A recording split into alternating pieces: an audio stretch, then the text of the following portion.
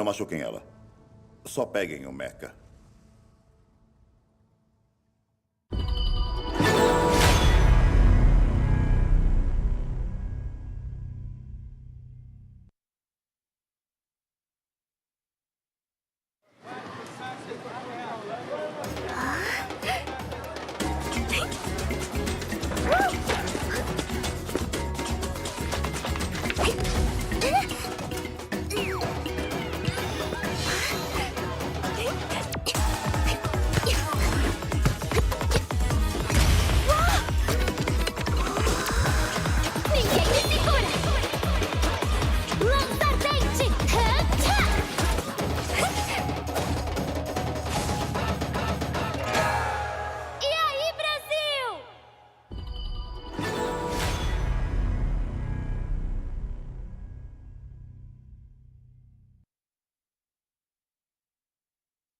They're setting the bar really high.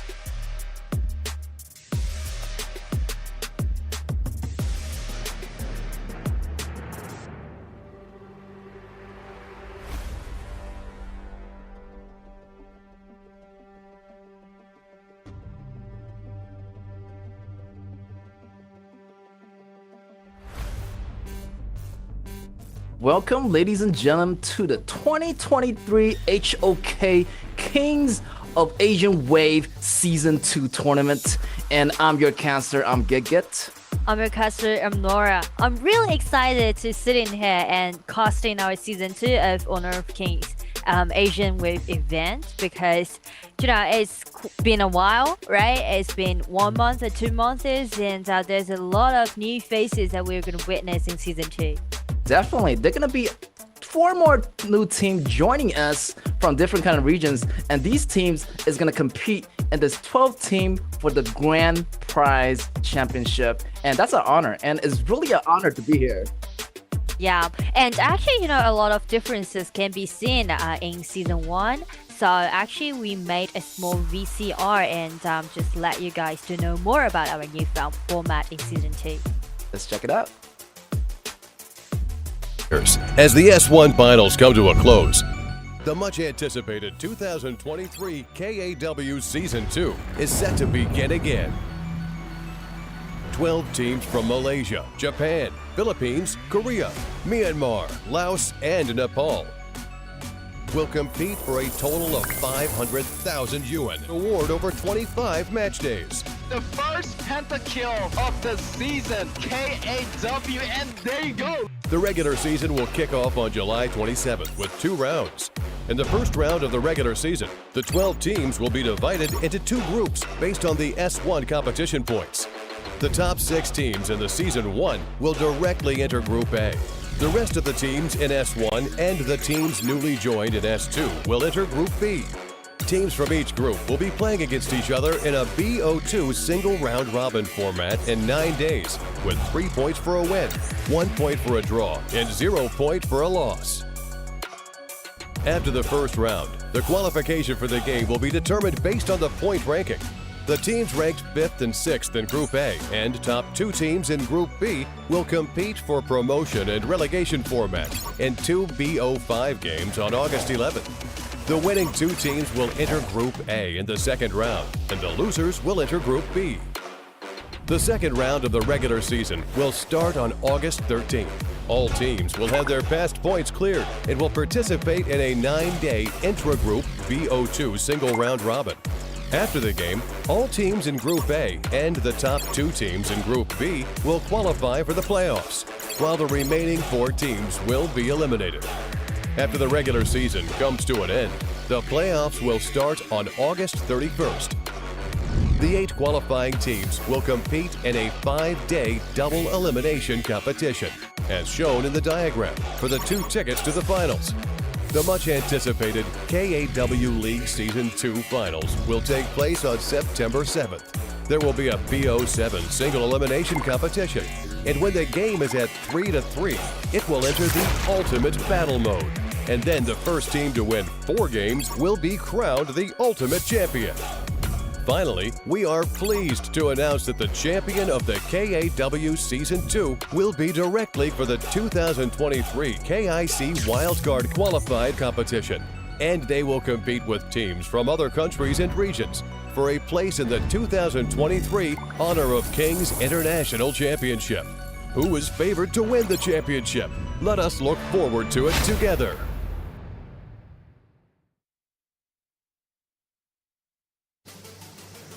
Wow, that's one heck of a rule set there. And yeah, the finals champion gets to go to the KIC as a wildcard qualifier.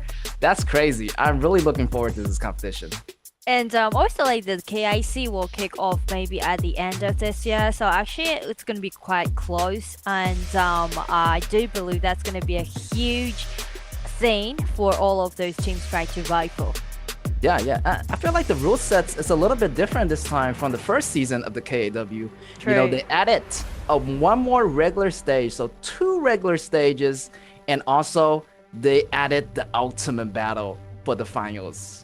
Yeah, first of all, we actually divide our regular stage into 2 parts, and also we divide our 12 teams into 2 different groups, Group A and Group B. So actually we will have a longer schedule, but it will be more balanced, and it seems like all of those teams are gonna be quite equal, and I believe that that's gonna be really interesting to watch the matchups.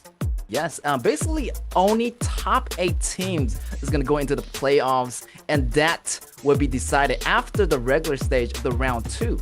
But if you are in Group B, don't you worry. There's still a chance to get promoted into Group A through our promotional or relegational matches in those BO5 matches after the round 1 of the group stage is over. True, and at the same time, do not worry about our prize pool, because we can clearly see that our prize pool is, you know, the number is just dazzling. The championship's gonna be awarded for 110,000 RMB, which is quite a high price. Definitely, that's a lot of skins to buy with those cash. And definitely, it's an honor winning that. Additionally, they're gonna go straight into the KIC wildcard, which is astounding. True, and also, like, we mentioned about this time, actually we have got 12 teams, and compared to season 1, 2 more teams, or actually there's 4 new teams added into our teams, and that's going to be PE, BSE, Glock, and DE. New faces. Yes, and they are new faces competing in this competition, so they're gonna get really creative, and let's see what they can add into the mix. I know that, you know, those top 8 teams from last season are still here, but let's see what the new team is gonna bring into this mix. Yeah, the challenge is totally different. As we mentioned, as we are now looking at the history of the old teams, we know that Nova actually claimed the championship for season 1, and that was a 4-3 win, right, against Impunity. So that was really close. And also we mentioned about our grouping. So actually the top 6 teams will be straight into Group A, and for MH and Fano will be in Group B, and combined with our 4 new teams.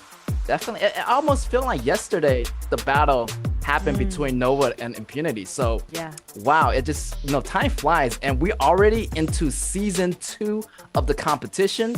So yeah, and there's a small, you know, interview with these players, and let's see what they have to say about this expectations to the new season. 对我意味着的是荣光，登竜門だと思っています。算是历练吧，荣誉、青春，圆了一个电竞梦吧，送给自己最好的礼物。自分を成長させるかなっていうのが。KAW 这个联赛对我来说的话，是我的青春的答卷。SE 赛段让我印象最深刻的是 Infinity 在总决赛上玩的鬼谷子吧，因为整个赛季都没玩过一次鬼谷子，然后总决赛出来就把我们分给吃了。 They're making those miracle hero happening again. 总决赛我们预期是4-0拿下对面的，然后因为一些小插曲打满了。And enjoying the waves down there. Another initiation from the second ability from 鬼谷子 and managed to take Moon 其实这个是我们也没有练过这个体系，然后当时就没有英雄了，所以掏出来一个鬼谷子。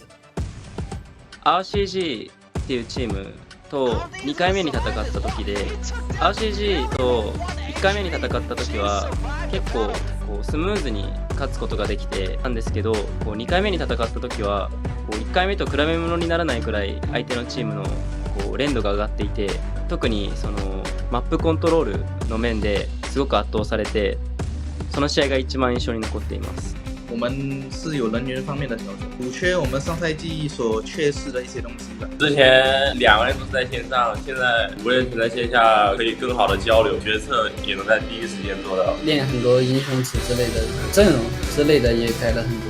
这个新赛制比较有挑战性，就 A、B 两组嘛。A 组的话，大家的实力是差不太多的。你输了这1分，你可能就会面临降级去 B 组的那个压力。我觉得打这个更有冲劲吧，都想去当 A 组的選手。違って、今回は6チーム6チームで入れ替わり戦みたいなのがあって、結構 KPL の感じに近い感じになって、すごいなんだろう。本格的なリーグなんだなっていうのが。我们 RTJ 的目标是拿下冠军，然后拥有 KIC 的外卡赛的资格。打败自己就好，超越自己。这赛季的话，我的目标是冠军嘛，RCG加油！拿个冠军。シーズン2を優勝するために頑張ろう。因为我们第1个赛季拿了冠军，所以我们在第2个赛季换回我们的荣耀。Wow, everybody really wants their prize on the championship, and wow, a lot of those players, they learned so much from season 1, and I really love about their interviews and how, like, what's their expectation for the new season.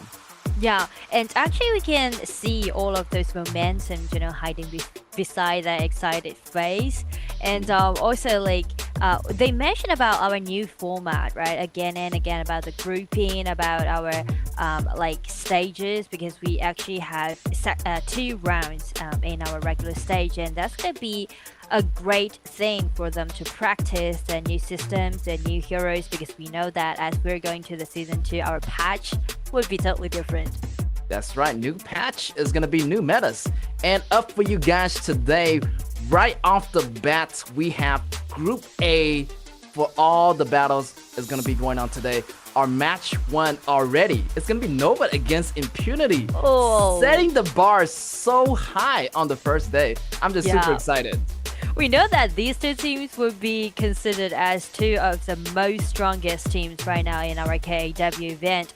And also they know each other quite well. Nova Esports and Impunity, they fight against each other 3 times. And we know that we are actually doing double round robin in season 1. So when they fight against each other, one, they make it to a tie, and one time Nova Esports win against Impunity with a 2-0. So it's really hard to say who's going to win the upper hand, because, like, they go over to that best of 7 and end up with a 4-3. So the opening matchup, is totally new opening. It's going to set a totally new, different style for these 2 teams. And I'm really looking forward to seeing these players play against each other. That's right. And look at their faces. They are such full of determination. And just like you mentioned, it's a deja vu moment. They've been facing each other in the past. These 2 teams have a long history. It felt like they have a love and hate relationship going on there, and which translates to they love to learn from each other, and also at the same time they have a big respect for each other. Yeah. But actually, when we're scrutinizing this lineup, we can see some changes has been made from Impunity. And just like X0 said in the pre-interview, that they trying to practice new systems and trying to do a lot of rotations.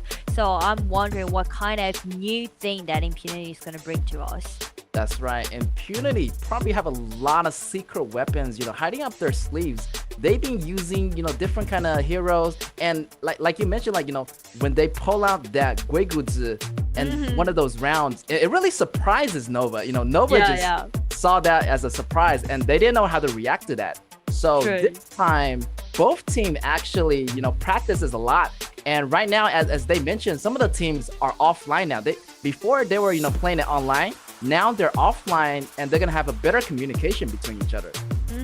And actually I was so surprised that Nova Esports, they are not at the same houses when they're practicing in season 1, and we know that how tight their coordination is, so it's really surprising for me to say that okay, 3 people are online and 2 people are offline. Yes, this time when they're gathering together, I believe that they're gonna just have a much more tighter team spirit. Yes, and exactly. And let's take a look at the numbers here, as the team data comparison.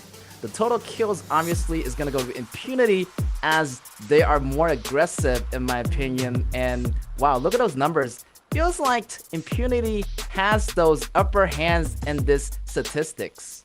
True. Actually, from all of those statistics, especially for the average damage per kill, we can see Impunity always trying to play in an aggressive way. We know that Impunity, the core player definitely would be their marksman, because Op was always claiming at the top 1 in that MVP ranking, right? So it seems like Impunity trying to play around their marksman and did really great damage. Yes, the all-time MVP has to belong to Up in season 1. So I'm just looking forward if he can held his place at number 1 place of MVP in season 2. And I remember he is really good with the shooter. Also, he can actually substitute his shooter position for the Da Chao and Fuzi combo, and he's really good with that. True. And I believe that now actually this Da Chao composition will be one of those compulsory courses for all of those teams, right? Yes. Because they definitely already mastered it, and that's going to be one of those preparations they did for season 2.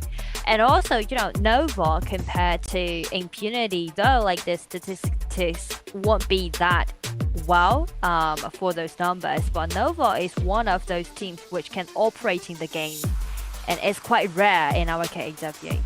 Yes, Nova, I remember they have really tight coordination and teamwork, and all of their members, they have everything. They know how to play every single hero, almost every single strategy that I know of as of right now. So it's definitely going to be a challenge to Impunity as well as a challenge to Nova to fight against each other on this first day of our KAW Season 2 tournament. Sure, because we mentioned about the history between these two teams, and also for Impunity, because of their rotations, maybe that's gonna be some tricky stuff for Nova Esports to figure it out, because it's your statistics or your researches towards specific players would be totally blank. You know nothing about his hero pool, and it was like you're opening a box and you don't know what kind of stuff would jump out. That's right. You are opening up the Pandora box and there's gonna be what's in there. I don't know. It's gonna be something crazy, but stay tuned. We will find out in all of these competitions coming up. Yeah. And not only Nova Esports and Impunity is going to show up for day 1, and also we actually have another 2 best of 2 matchups going to bring it to the table. And that 4 teams, actually I'm really looking forward to see all of those progress that they made, because actually the off season was quite long, right? Yes. It's been maybe 2 months, so I believe that they definitely improved a lot. Definitely, and due to the new patch, the new meta changes, they have to change their playstyles, because the new patch, I know the grass, the patch, the brush is gonna be further away from the mid lane tower. So I'm really looking forward to what kind of hero or new strategy they can implement into this new patch. True. A lot of changes can be seen from the map, and also we need to mention about a lot of heroes. For example, like Zhao Huaizhen or Jing, right? Or Main. Like these heroes, actually their abilities has been changed a little bit, and all of those statistics has been adjusted a little bit. So that's gonna be something for some team to solve, especially. We know that from season 1, a lot of teams want to play that 2 main core player system, right? Exactly. Like Jing to carry the team, or like Gongsun Li to carry the team. But unfortunately, both hero has been, I would say, demoting a little bit. Yes. Zhao Huaizhen and Main and those heroes, those meta carry heroes, they have been debuffed a little bit. They're not as used to be as strong as they used to be. So they have to switch it up if they want to, do smoothly into the battlefield. True. One thing is that all those like players, they need to seize all of those differences, those slight differences, and to make sure that they know the accurate HP bars, they know the accurate damage, right? To adjust to the patch a little bit. And also another thing for all of those teams would be like, do not stick to those classic 2 core players meta, because actually in this patch, warriors matters more than all of those like marksmen or assassins. It's a top laner, it's a confront laner game. That's right. Those clash lane, confront lane is the new current meta right now. Having that warrior, having that tank, that's gonna guarantee a lot of survivability. Throughout the battle. Who's gonna be the last man standing?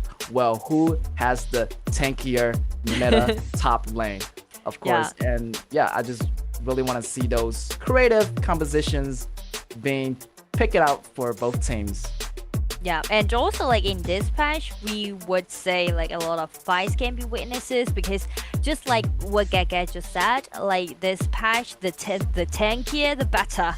So once we bring out so many tanks, that also means the fight's gonna last for such a long time, and we do believe a lot of big team fights will be seen in our matchups. Yes, and the tank I'm really looking forward to see is Xiahou. Maybe yes, and he's really popular lately. I've been seeing him in most of the ranked games, so I'm pretty sure we'll see it here. And he's gonna be like a support or top laner or jungle anywhere. The man has everything. Yeah, the Sheldon would be a really nice flex pick. So let's see when they're doing the first game, Impunity versus against Nova, and through this drops, Impunity trying to claim that Xiaohouden to be the very first pick. Already we see the Shemenshi getting banned out. What a popular hero. Still to this day, I feel like Shemenshi is the all-time favorite of our meta.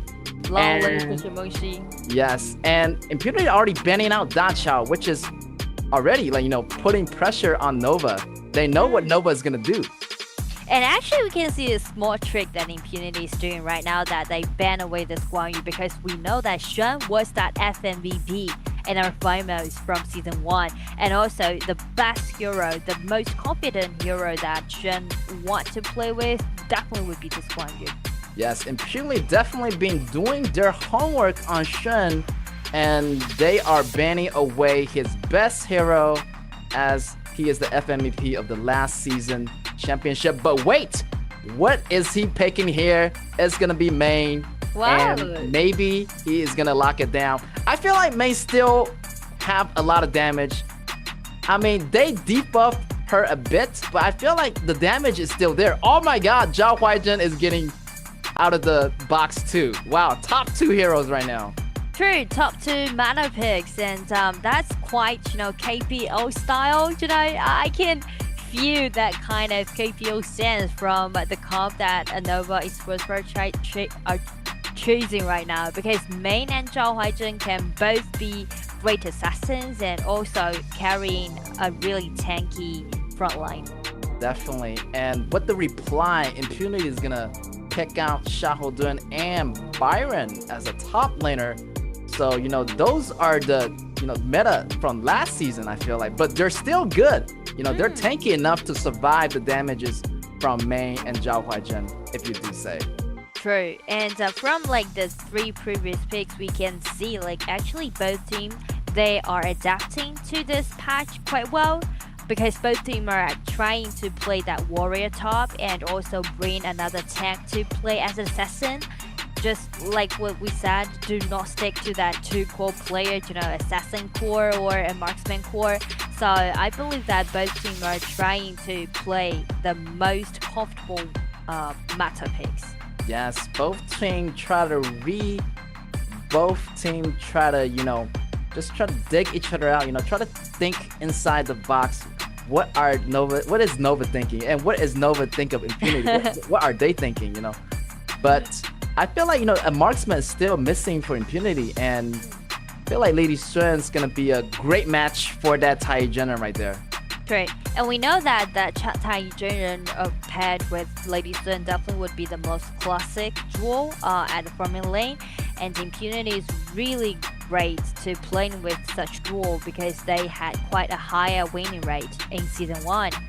That's gonna be the most confident comp that Impunity is now choosing. And what an interesting pick as a mid for Impunity, Yixing. And wow, that hero was so popular last season, and I feel like he's still really popular this season as a mid. True, because Yixing, he can give up all of those monies, and Yixing would be great to create all of those geographic stuff and try to block all of those enemies' way. And also, paired with this Yixing also means Impunity, they're looking for fights. They know that they're gonna do great with those 5 versus 5 team fight. Yes, Yixing has those sustainability, also CCs, and that is gonna zone Nova players out of the battlefield. So it's really crucial where Yixing plays its ultimates, kind of securing down the spot at the battlefield, kind of separating the Novas from the Impunity, kind of setting a barrier, like a protection for their marksman as well. True. Both mages are actually utility mages, not only Yixing but also this Zhao Jun. But we mentioned about those small differences that's happening in this patch, which the mid lane actually has been widened. So it's gonna be much more easier for Zhao Jun to gain for the priority of the mid lane, and which also means Nova Esports can move quicker than Impunity in the early game. Definitely, and also that Munchi, and she's gonna move really fast. That KAW on her motorcycles, and the rotations gonna come in faster for Nova. That meaning maybe they're gonna invade their jungle faster than Impunity. So let's see what's gonna happen here. Yeah, but definitely we can see both teams, they're now adapting to this patch, and it's more like who's gonna fire up the atmosphere quicker, who would be like faster to get into the competition mood, because we know that both teams, they are in off season for quite a long time, and it's really different when you're training offline or when you're competing, in the real competition. Yes, I have to agree. But this first match, if I was Nova or if I was Impunity, I'll be really nervous right now, because everybody is watching them right now. Like the other teams, and they're setting a role model for them right now. So if I was them, I'll be super nervous. True, especially Impunity, they made their rotation, so everyone's holding such a high expectation on their new jungler and also on their new mid. So let's see what kind of new faces that Impunity is gonna bring to us in Season 2. All right, we got the kickoff of the first match. Impunity on the left on the blue versus Nova Esports on the right on the red. Already, we're gonna see that support helping Zhao Jun try to get that early level 2 so they can rotate. But, Munchi facing the harass from Impunity on the bottom lane. He's playing defensively, but we can see the opening set that given from Nova Esports is quite, eStar Pro playing style. Because Zhen, by using this main, and he's just trying to flash in and drag someone back and trying to get the first kill. Because we know that main is going to be really dominating when she upgrades to level 2.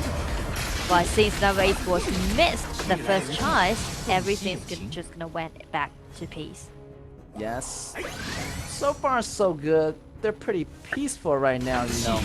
They don't want to do anything too crazy in the beginning of the game. They're kind of like testing each other because this is the first match against each other, so they are being really careful and not to give any, you know, simple mistakes away to each other. I still remember, you know, when we're casting season 1, both teams, they're really aggressive in the early stage, always trying to do some early invasions and always trying to, you know, play more, I would say, more hazard when they're doing those lanings. But we can see in season 2, everyone just slow down, like, okay, we know each other quite well, let's just take it slow. That's right. You know, they're just gonna sign that peace treaty in the beginning. You know, farm peacefully. You know, nobody do any damage in the beginning, which is gonna farm. But once that peace treaty is over, they're gonna start the fight. Yeah.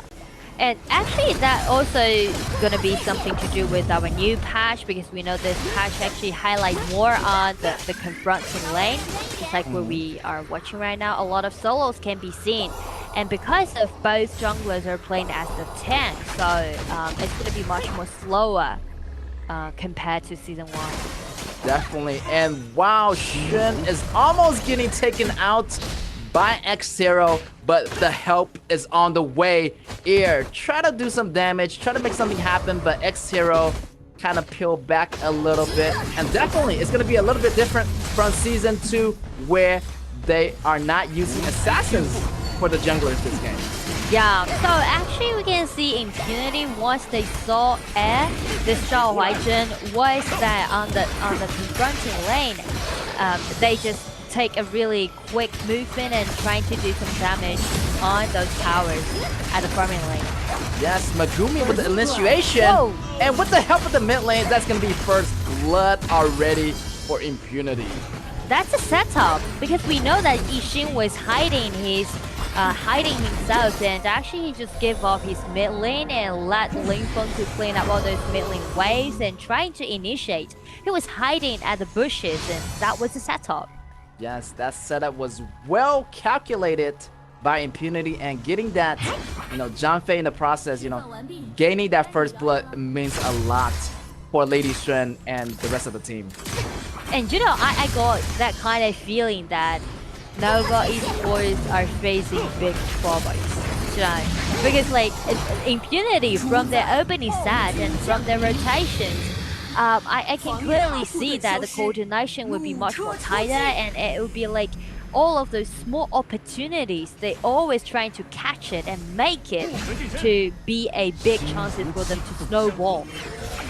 Definitely, Impunity is being doing their homeworks, and I feel like, you know, they've been analyzing Nova Esports for a very long time, so, you know, they try to catch those windows of opportunity every single second. The initiation by Megumi a little bit off there, but no problem. They still have the upper hand and the goal count, so let's see what Nova is gonna do. First thing first, I guess Nova Esports were just trying to clean up all those waves and trying to feed up the marksman, because we know that KAW is gonna do great job in the mid stage. Because again, like KAW also be debuffed a little bit in this patch, so he's gonna be weaker in the early stage. Yes, those mid games is gonna be KAW's spotlight, and wow, KAW, yeah, definitely one of the hit and run heroes in this map, where he can just go around the map and just, you know, kind of like kite his opponent. So it's gonna be really useful against those tanky heroes. True. KAW is gonna deal great damage once he got enough gold. And it's not only about KAW, I would say the mid game will be chaotic, because also like for Impunity, now they're trying to speed up. It's over 5 minutes right now. That also means the protection of all of the towers has already disappeared. So that's going to be the cue for Impunity to, you know, move faster and try to snowball the game. Yes, that's their sign. And yeah, the protection also for the jungles is going to be off. So it's going to be easier for Impunity to go in. And look at that fight happening already. Impunity, Xiaohu in the front line, taking all the damage. Zhangfei activated his ultimate, but no casualties yet.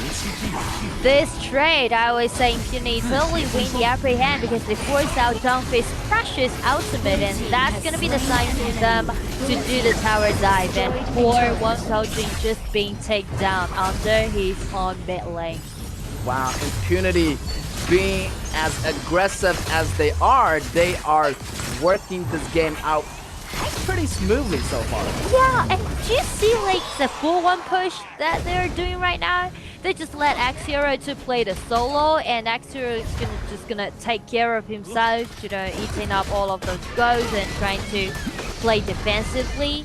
He was being put under great pressure because we see that Nova Esports tried to gank him several times, but each time they didn't succeed. Yes, and I feel like X-Hero is playing it really safely, you know.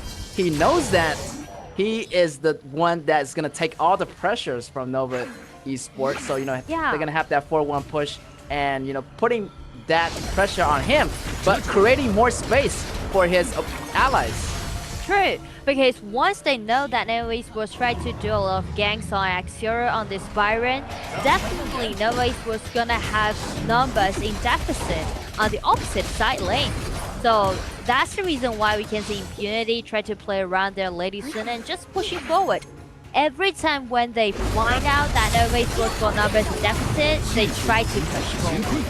Yes, and Nova try to push forwards as they do right now, and they got the kill on Xiaohong. Xiaohong was going a little bit deeper because that was a little bit deeper, and for Nova Esports, they know that now you don't have any tanks, and they're trying to push forward. Yes, and they are really working it out on that top tower. It goes down, but look at X-Tero. You know, an eye for an eye. You know, you take down my top tower, I'm gonna take down both of your bottom tower. And X-Zero is doing really, really well so far. The way that he's using this Byron just remind me of Lao Fuzi, you know. He's playing this Byron in a Lao Fuzi way, you know. Yes. Concentrating on taking down all of those outer towers. Yes. Yes, let's see that replay here. Actually, Xiaohong got caught by Zhao Jun's, you know, freezing ability. You know, he can't move, so he got taken out there.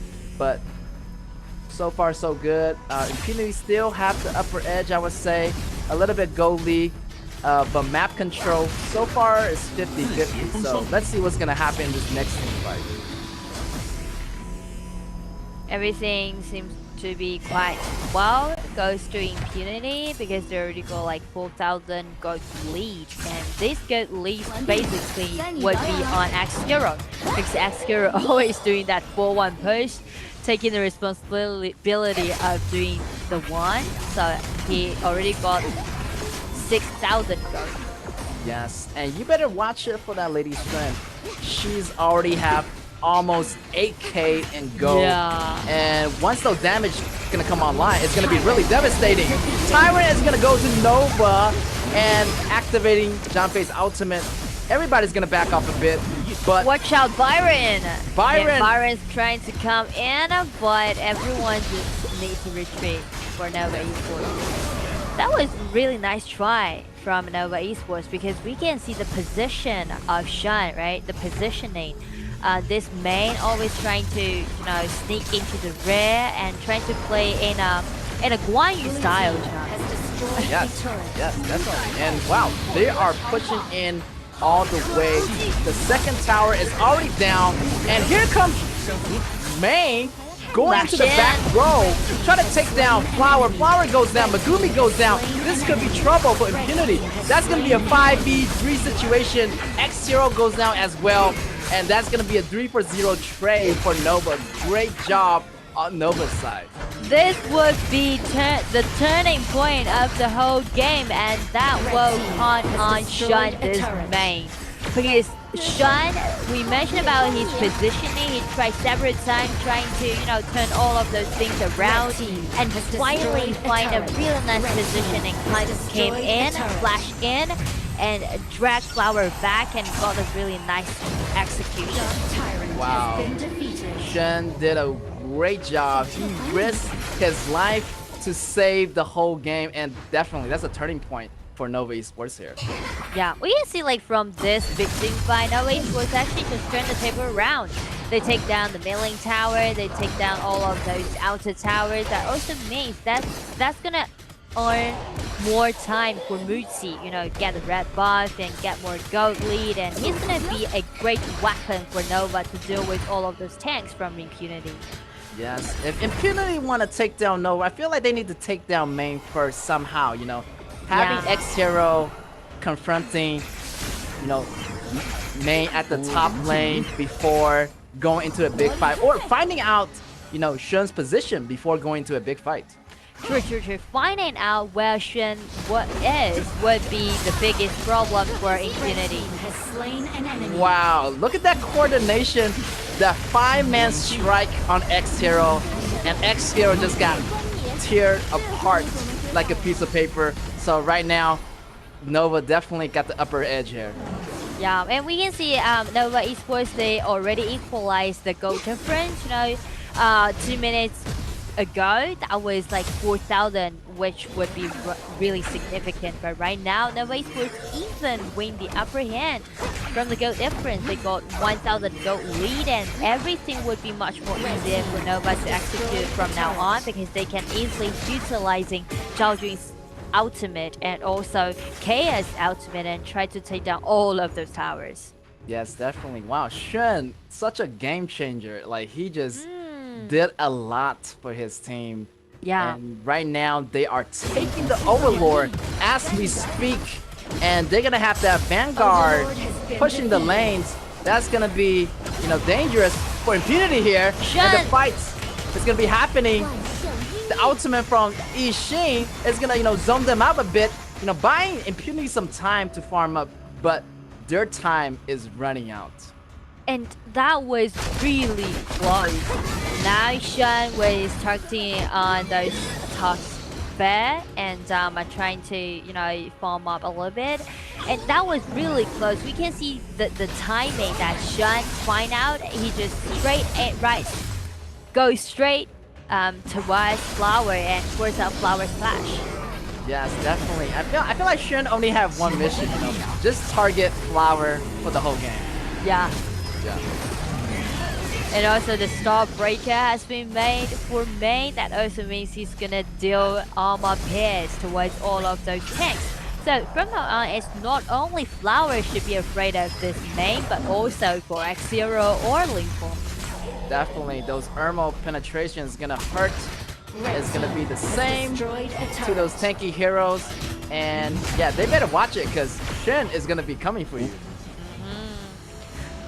It seems like it's Shen that is leading the pace, is leading the game, to be honest. Like, because like from Nova Esports, we know that actually they fall behind a little bit in the early game and also in the mid game, but it's only because of Shen's movement and his own, you know, mechanics, and try to turn all of those things around. Yes, definitely. Yeah, and also I love Nova's formation, you know. They have you know, Shen or Zhao Huaizhen initiate, and after they initiate, they have the rest of the team kind of, you know, back them up to follow up damage on that battle. So their formation is really, really good. And also the combo would be really easy to complete, because we know that Zhao Huaizhen and Wang Zhaojun could do a great combo by using their first ability and second ability. Try to do small initiations would do great help when they're trying to take down all of those towers and trying to, you know, aiming at someone. For example, that gank towards X-Zero on the confronting lane. Yes, definitely. And also, I love this Zhao Huaizhen hero because he can go in by himself and he can really escape like with no harm. Like, he can check the bushes and check out the threats for Nova before they engage.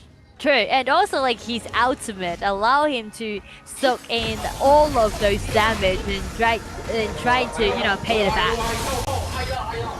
And as you can see from the screen, those players are playing together in the same room, and they are doing their best to fight for their life in this final battle here. Oh, I really like this, you know, because when we were casting season 1, we can't see all of those players, right? Because we do it online. And also we even can't see each other's faces. Yeah. But right now it just made me feel like really into this game. That's really right. into this competition. The audience gets to see the players, the audience gets to see us, the casters, and already, as we mentioned, the inner towers of the Impunity is gone on the top lane.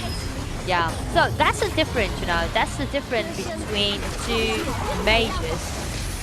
Let's see, a lot of things are happening right now on the battlefield. Everyone trying to aim it at the Tiger and break his ultimate and him back to life. So that's gonna be the problem for Nova Esports. Because once they break his ultimate, there's no way for them to push back.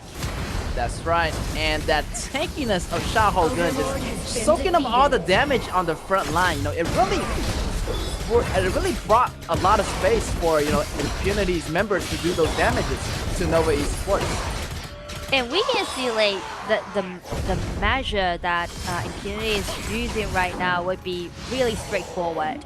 Once they fall behind, the first thing came up to Impunity's mind would be fight it back, gain it back. No more operating, no more 4-1 pushes, just, utilizing their own mechanics and trying to fight it back, win some big team fights, and they will bring it back. Definitely. I really like this about Impunity, changing their playstyle, on the fly, do the mid games, not just 4-1 push, but they can change and adapt to different situations. So actually, from the on scene, from their mind, that they changed a little bit. Actually, they even up the game, so it's really hard to say who's gonna be the final winner. Wow! Shen try to go directly towards Flower, but get taken out by the whole squad of Impunity. Wow, they should have more members there. Shen was all by himself. I am not sure, maybe this is a miscommunication or he was feeling a little bit overconfident, I would say. Yeah, because lane will be really weak in this late game, and that's gonna be the great thing for Impunity try to do. A lot of ultimate has been broken, it was chaotic right now on the battlefield, but we can see Lady Sun from Impunity still be alive, so everyone's just trying to aim in at this Lady Sun, try to flash out, and did a 1-1 solo. But look at Moonchi. Moonchi is flexing his power right now. Moonchi has those items ready, and he can easily kill members of Impunity. And they have an ace, Impunity, and I feel like, this is their chance to fight back. Yeah, Nova Esports relying on the towers, relying on the crystals, and also we definitely need to highlight Mutsi, because Mutsi was playing just like an assassin. He was trying to take down that back laner from Impunity and just build up a really nice environment for Nova Esports to come back and wait for Shen to come back to life. Yeah, and not to mention all those AoE abilities by Moonchi and Zhao Jing. Yeah. That was crazy, and that's how they saved their base from getting taken down by Impunity. So actually, it was really toe-to-toe right now. I didn't expect that the first game would be such hat-to-hat. Yeah. Because we will witness the Tempest Dragon to spawn, and we know that when we were casting Season 1 in the previous stages, every game was really fast, Yeah. It's just like everyone just got a clean 2-0 win that we can see for our opening game. First game, that would be the Tempest Dragon. First game, already Tempest Dragon. And I feel like, this feels like the finals, but this is the first day. Yeah. Wow, they're setting the bars really high, definitely. And they know that every team, every other player is going to be watching them. So they have to try their best. Nova is doing their best. Impunity is doing their best. So they're going toe-to-toe. And the question is, who is going to get this Tempest Dragon in the end?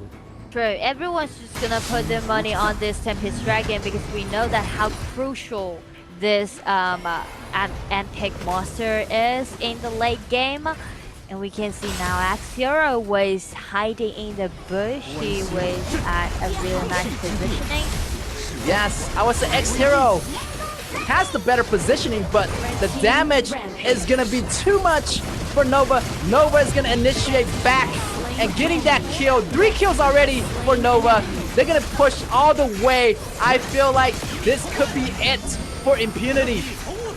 It's really hard for X0 to bring all of those things back, though he already got another extra life, but we can see Nova Esports 4 people are trying to chase him around. Do not let Impunity to have any chances to make a comeback. That was an ace. Nova Esports win against the Lost Victim 5 with a 5-0. And relying on those medium waves, they can just take down the Crystal. Congratulations to Nova Esports. Definitely congratulations to Nova Esports. And then last battle, I feel like X-Hero's position was really good. But yeah, me too. Yeah, I thought like they would have that team fight for sure. But actually the damage from Moonchi was so overwhelming. And, stuff happens just so fast. And most of the front line got taken out. Yeah. And we know that it was quite toe-to-toe. So though X-Hero was hiding in such a great position, but we can see there's a little bit to rush into that team fight because actually Tai Yijun's position and also Byron's position was separated. It's really hard for them to complete the combo and initiate. So that's actually led Nova Esports to smell the feeling of that. They do have those kind of sensations, They say like, why this Tai Yijun would be really deep into the mid lane, because it's really hard for Tai Yijun to gain the vision control in the late game. And Nova Esports would be like, whatever, we're just gonna take him down. Definitely. I would say like those AoE definitely help a lot. And you do not want to fight Nova Esports in the open. You try to like go around them, try to go from the back. Try to have a preemptive strike, but that positioning, definitely Nova Esports have the better positioning in that mid fight towards the end. Yeah, but I really enjoy the first matchup, First thing that we didn't expect that it would go for such a tight game. Since Nova Esports win against Impunity 3 times. And for Impunity, I definitely need to say that they did a better opening set in this game. Definitely. The opening set was really tightly coordinated, and they almost know what, Nova Esports, every single move they're about to make. It's like they're reading them like an open book. But towards the end, kind of turned sideways, where Nova Esports kind of, know what Impunity tried to do to them.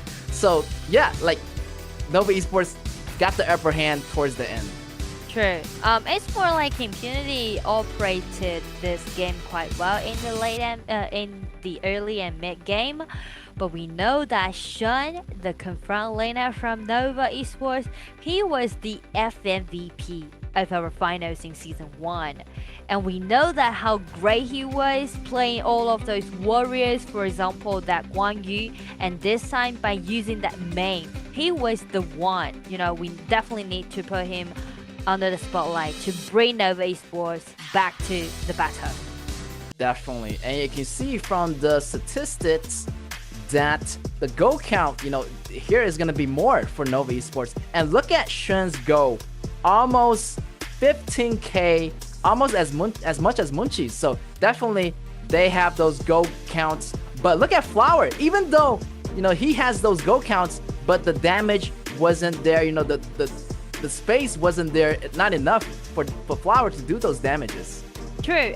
You mentioned about the main point for Impunity would be like the set, the environment for Flower to doing all of those outer output would be not that safe in the late game, because X-Hero was trying to play more aggressively, play like an assassin, so he trying to flash in and aim it at KAW. And meanwhile, Xiahou was a little bit, he's not doing that good, compared with his allies. I do not want to put my fingers on this new jungler, but I would say like he should, practice more by using this Xiahou, especially by using his immunity, try to escape away from all those control abilities. Yes, and from the match, we can see our MVP is going to belong to Air from Nova Esports with a KDA of 3-1-8. Wow, what a fabulous job by Air. And I feel like he was doing all the, checking all the visions for Nova Esports. And also, he's the one to be the initiation from Nova Esports. And this was the turning point that we mentioned about again and again. By Sean, that double KAW, right? Yes. The positioning. Yes, definitely. Shin definitely turned the game around and really, put Nova Esports up there. And the initiation from Zhao Huaijian was always really, really good. And the coordination between each other is really good. And also, we know that the ultimate from Zhao Huaijian will let him to soak in so many damage. So that's the difference between two junglers. Though they're both playing like a tank, but Xiao Dun need to rely on his own HP bars, right? So he can't just be really tanky in the late game. But on the other side for Zhao Huaijian, it's because of his ultimate. Do not just rely on his own HP bars. It's more like a strategic ability. So just let him to be tankier than Xiao Dun in the late game. Yeah, what I realized in the final fight, most of the Impunity members was scattered, and Nova was just like everybody was grouped in a single unit. So Impunity is kind of separating themselves. So Novas was able to bring them down. It's really interesting to watch the replay again because we can see the preset. The preset from Impunity was quite clear, and it seems like Nova Esports will step into that trap. But the problem is for Nova Esports, the first moment then when they see Tai Yizhen, they just enclose all of those enemies and take them down one by one. Yes, what a fabulous first match by Nova Esports and Impunity. Wow, they are setting the bars really high right off the bat. So, I'm really hoping they will bring something different to the table in this round 2 of our match 1.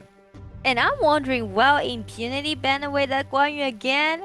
Especially when they're on the red side, Red side need to, ban away more meta picks. So while they just save one bans and directly targeting on Shen. Yes, I feel like both teams have a lot of hero in their inventory. So, it doesn't matter what hero they ban. They always find a way to come back. And Nova Esports, they already banning away main because they know that maybe Impunity is going to use it back towards them in the second game. I would say there's 2 meta picks right now for Confront Lena. One would be main and another one would be Byron. Oh, you're These right. 2, yeah. They ban away Guan Yu again. Oh my god, they just saved that ban, that precious ban, directly targeting on Shen. Respect, Yeah, big respect. R-E-S-P-E-T. That's right. And Da Chao still getting banned out from the Nova, and also Shaman Shi will never get to see him again. Yeah. Wow. But Xiao Zhun would be an open choice for Nova Esports. And also Byron. Xiao Zhun paired with this Byron would be really great. Hey, Shen Bing is out on the table, and definitely you want to grab Shen Bing. It's definitely a great meta pick support in this patch. True. And also because we're doing global ban pick, which also means all of those heroes can only be used once during the whole game. So Nova Esports know that Impunity already used that Byron and Xiao Dun. When they take this Sun Bing, they can complete Sun Bing plus Xiao Dun and also Byron. That would be really great in the mid game. That's right. That's a great combo. Those Sun Bings go really good synergy with Byron and Zhao Huaijian as well. But Zhao Huaijian actually belongs to Impunity for this game. True. I would say both teams, they're still gonna do that meta picks, and also Impunity again taking out their umbrella girl, this Gongsun Lee. And still, it made me feel like Impunity, though the comp that they're selecting seems like they're adjusting to this patch, but the playing style will be totally different. It seems like they're still being a little bit old school, to that marksman playing style, playing around their core players. So it would be really complicated to analyze this too. Yes, definitely. But Novas, I feel like they have, great synergy so far. They got, the top lane, or actually jungle. So, yeah, we're gonna see Ata playing as a jungler for Nova, and it really has great synergy also with Shenbin with those HP recovery. So they're gonna engage in those team fights, pretty less. They don't have any pressure, starting any big team fights. True. The idea about picking Sunbin and paired up with another tanky jungler, no matter it's gonna be Ata or Xiaohojun, will allow them to have a higher substantial abilities during the mid games, just utilizing Sunbin's second ability to let their tank to be more tankier. Definitely. And let's see what Impunity is gonna reply, and maybe they're gonna choose the new hero. Love it. Wow, the new hero, the double swordsman from the Seven Seas. Wow, what a fantastic character. And yeah, we're gonna see that tanky, also a warrior hero, going into the top lanes for this game. So I'm super excited here. True. That's gonna be the first time we see Alien showcase in our KAW, right? Because it's our first game. I was wondering who's gonna be the first one to play Alien, this new hero, but I didn't expect that would be X-Hero. Because actually I want to introduce this player more because I'm really impressed with this player, X-Hero. He was playing as the mid laner last year in KIC, and also he rotated to play as a confront laner in Season 1 our KAW. Again, 1 month ago, he was playing as the mid laner in RDAG. And when I come back to KAW, he went back to play as a confronted laner, and he even mastered to play this new hero, so he's quite talented. I can even feel the potential of him to playing the esport, playing our game. Wow, definitely. He's really flexible in these positions. Yeah. And definitely you want to learn multiple positions so you will know the strategies against different heroes. And X-Hero is doing really, really well in those strategic areas. True. So I'm really looking forward to seeing him playing this new hero, Alien, because Alien is, not like any other warriors. He's not that tanky enough. And the key point, the secret about how you're gonna master this hero is that the timing that you're gonna catch to activate your ultimate let you to gain a shield, or let you to lock in your enemy to do extra damage. The way that how you're gonna activate your ultimate just gonna change the whole thing during the team fight.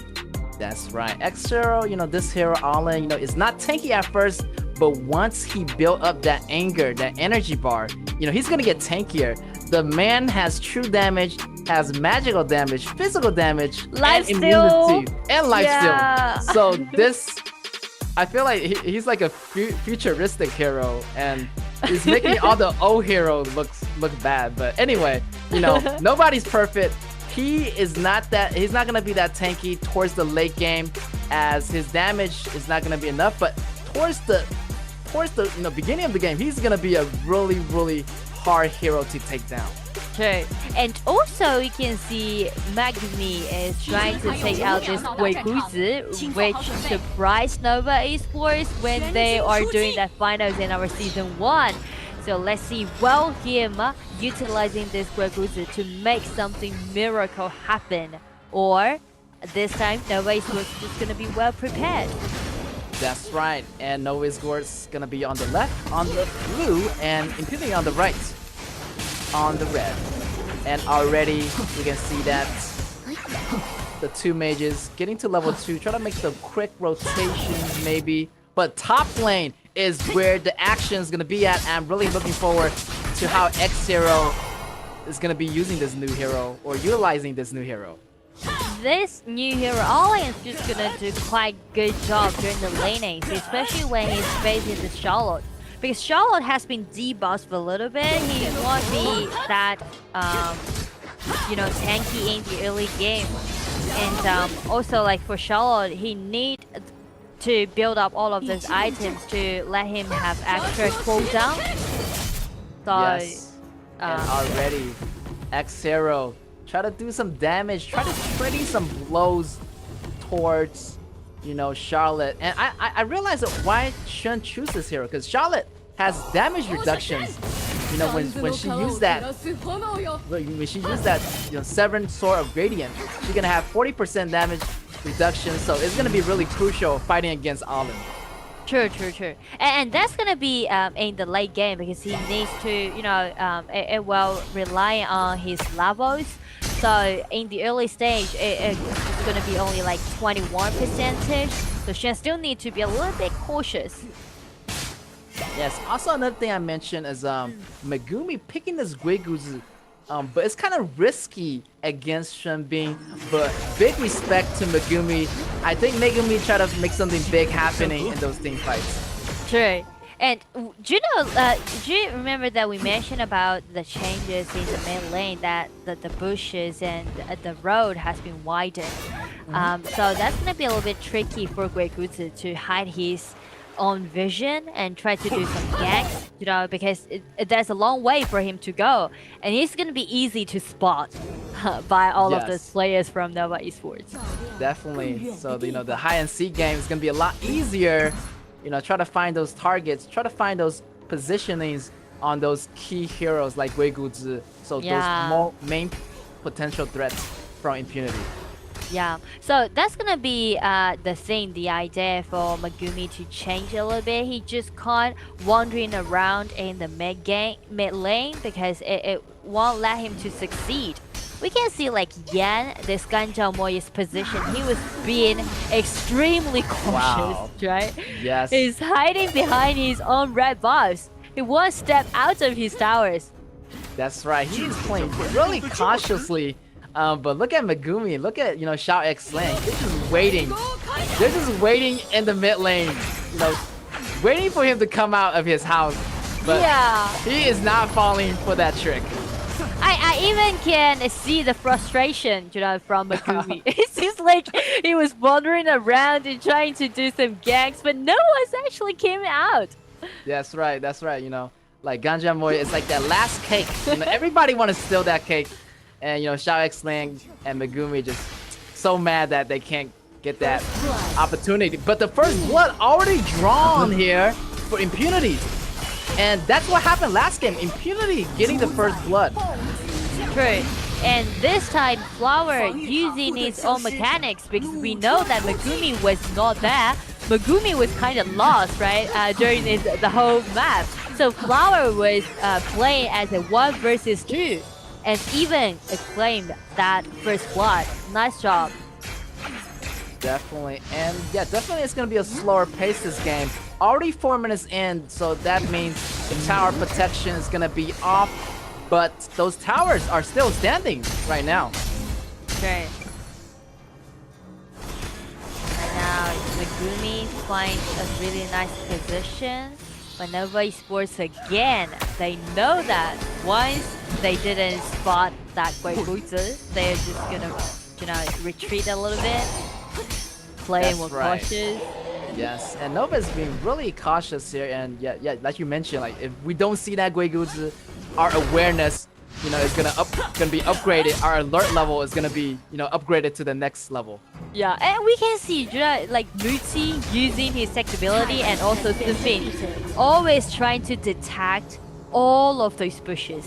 Every single bush, they try to detect whether someone's hiding there or not. Definitely, and wow, Ganja Moya is playing it super safely, hiding behind the towers. Yeah, cleaning the minions from a safe distance. And wow, Nova, big ups to Nova for doing this. And wow, they have great resilience, you know. True. Nova Esports, they know that their comp is quite late game playing style, so they're not that rushing to do something. They're trying to guard all of the towers and try to farm up, and that's it. Because we know that Ganjamoy and also Garo need time to farm up, to build up all of those equipment. Definitely. And I like how they selected the mage for this match. And you know, even if Ganjang Moya gets caught, he has the ability which push away Impunity's members, you know, kind of try to buy him some time. And also Charlotte is really fast at getting away, getting in and getting out of the battles really easily. So great picks from Nova. And also, this comp from Nova Esports allow them to wait, allow them to play defensively. So actually, it is the time, it is the stages for Impunity to make something happen, because the alarm has been set. It was ticking, clock's ticking for Impunity. They really need to hurry up. They really need to snowball the game, because Flower will be weaker in the late game. Definitely. And Munchi, is going to be stronger towards the late game, I presume. And wow, already we can see that they're planning for assault on the mid lane. Everybody's hungry for that mid tower, but Nova right here, look at that. Atta, try to check the grass. Shunbin, try to check the grass. Make sure everything is safe for their archer and their mage. The archer and their mage is just hiding behind, within the long attacking range, trying to do some poking damage. Always make sure that they're be safe and comfortable doing all of those output. And for Impunity, they are a little bit rushing to something right now, because they know that Megumi, he already made his Heli Ambulance, but he didn't got the chance to use it for even once. This might be trouble for Zhao Jun. Zhao Jun nearly made it out alive. Wow. And we better see some great initiation from Impunity if they want to save this game right away, because Nova Esports is getting powerful by the second. True.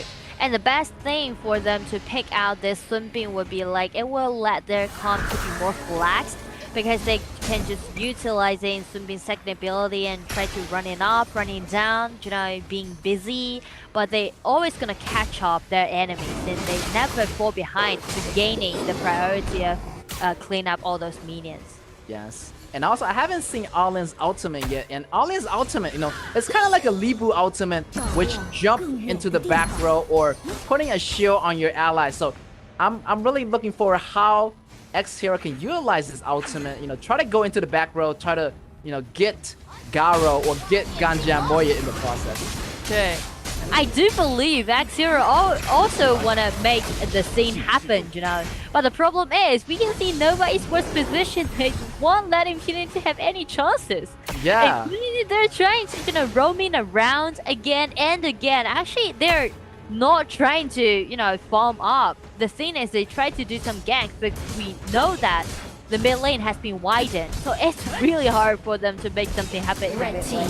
Definitely. Mid lane, the grass, the bush widened, so less opportunity to get the mage.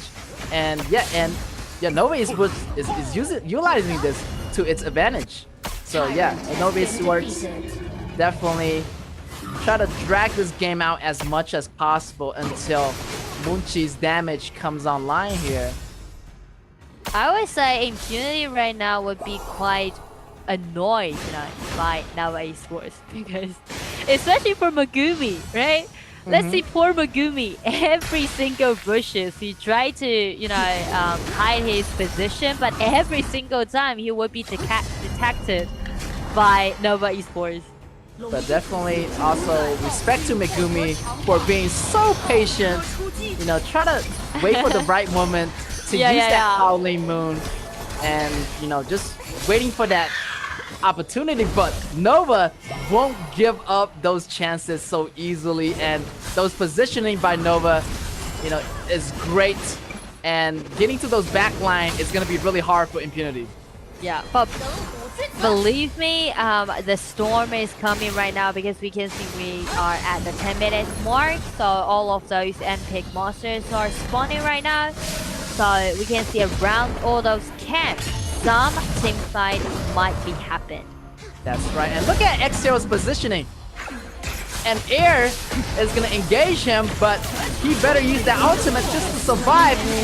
Oh, he goes down, Megumi. And X-Hero almost got caught there. And that's gonna be a 1-for-1 trade. And wow, Atta is taking those damages in the battle. But 1-for-2, not a bad trade. Still, Nova got the upper hand here. it's really hard to say like who win the upper hand because Impunity they sacrificed 2 members, did a 2-1 trade, but we can see the Dark Tyrant actually goes over to Impunity, allow them to gain extra damage out.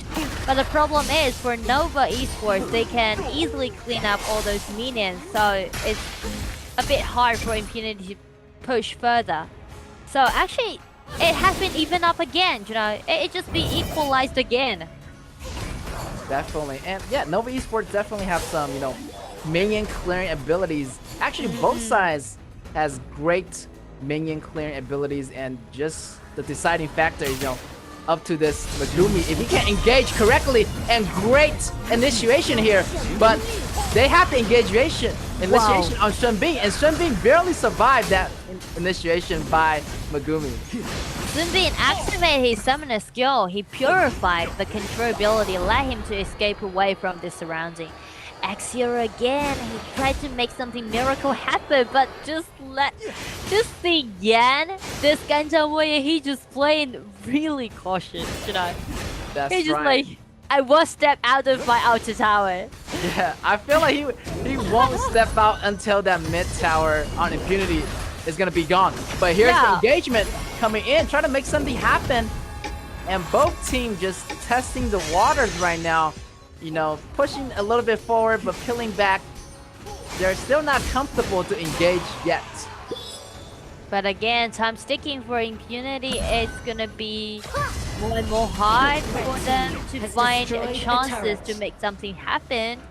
And once the mid lane tower is still standing there, and it's gonna be a big trouble for Impunity because there's no way for them to get deeper into their opponent's jungles and try to snowball the game. So though we can see Impunity try to roam in around, there's only 2,000 gold difference belong to Impunity. Definitely, and I feel like a big fight is gonna happen soon. And right there, the ultimate is gonna be activated on Megumi, but no initiation. Everybody just playing so conscious and not giving any chance. I do believe that Nova Esports, once they lost that game, they were defeated by Impunity by using this miracle hero Great Guzi in that final in Season 1. They maybe, you know, stay up late and doing this research towards Megumi. Yes. And right there, here we go! The Howling Moon initiation, big fight, but both sides gonna get blasted. Air's gonna go down, Megumi's gonna go down. And wow, the remaining members are still fighting a bit, but they already peel off. And I would say from the skirmishes, they were just gonna even up again, and everything just gonna went back to be peaceful because Nova Esports lost their most tanky frontliner, which would be this Ata.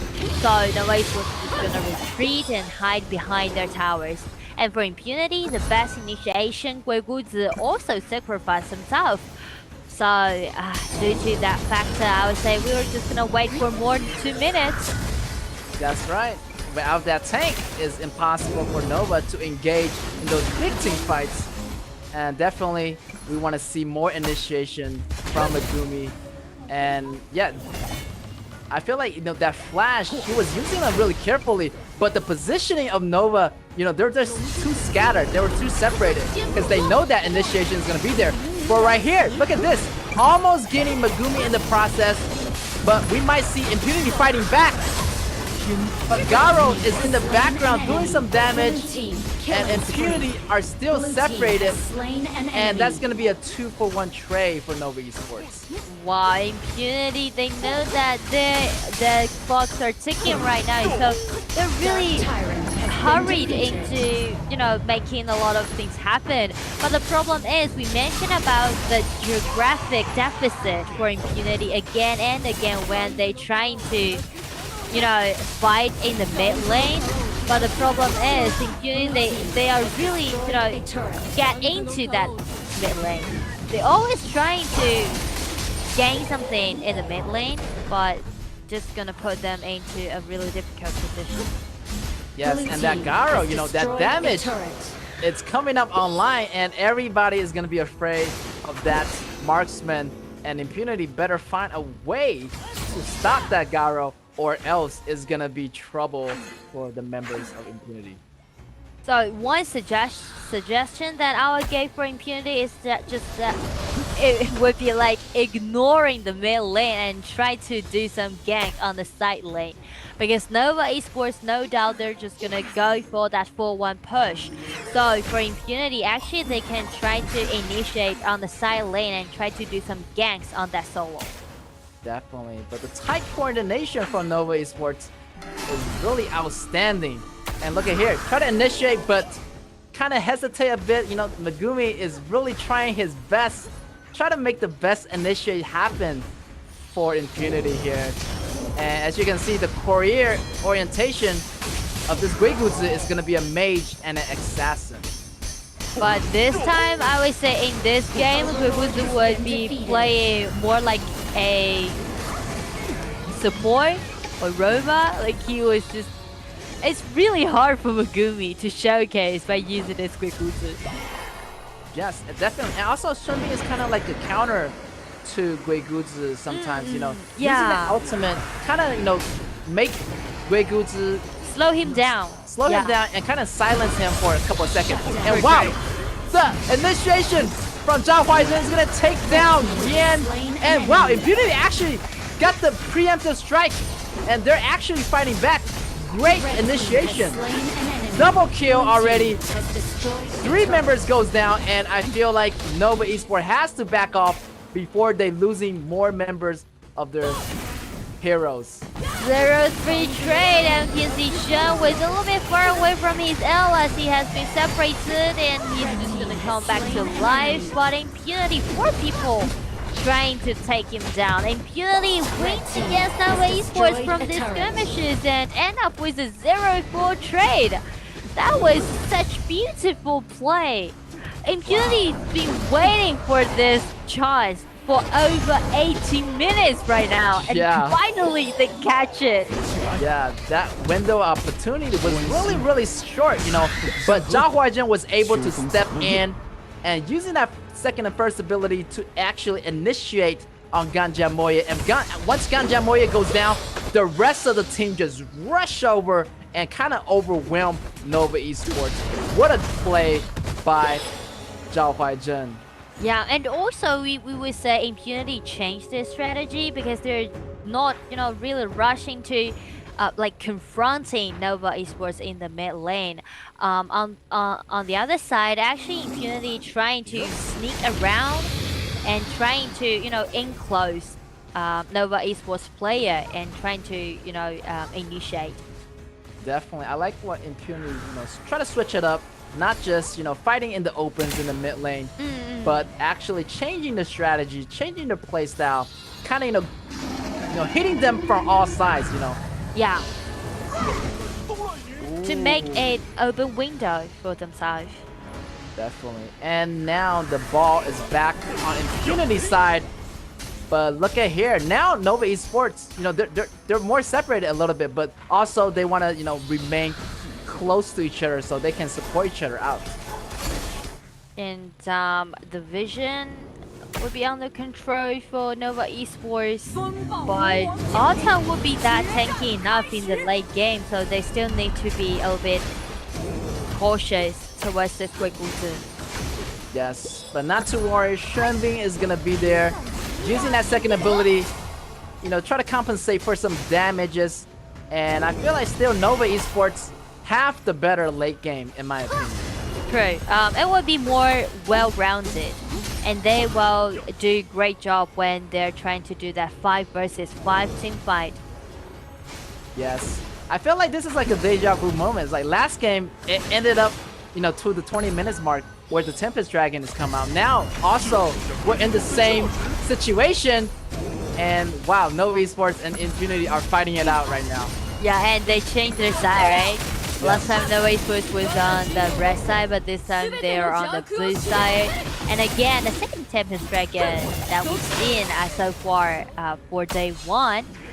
Well, Impunity to buck up, because we know that last game they lost the last team fight, they were aced by Nova Esports when they trying to do the pre-stack for this Tempest Dragon. Yes, here's initiation from Ata. Ata getting frozen, but still able to make it out alive here. And look at X0's position, try to make an opening, try to go for that back row. But Charlotte is always there, checking him out, make sure that his teammates is always safe. True, and Sean, it seems like Sean saying, like, I know what you think right now.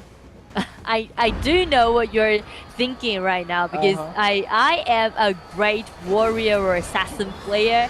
So every single bushes, I was that, and when I was playing that main for last game, I'm the one to make miracle happen. That's right, and Charlotte is checking those bushes very thoroughly.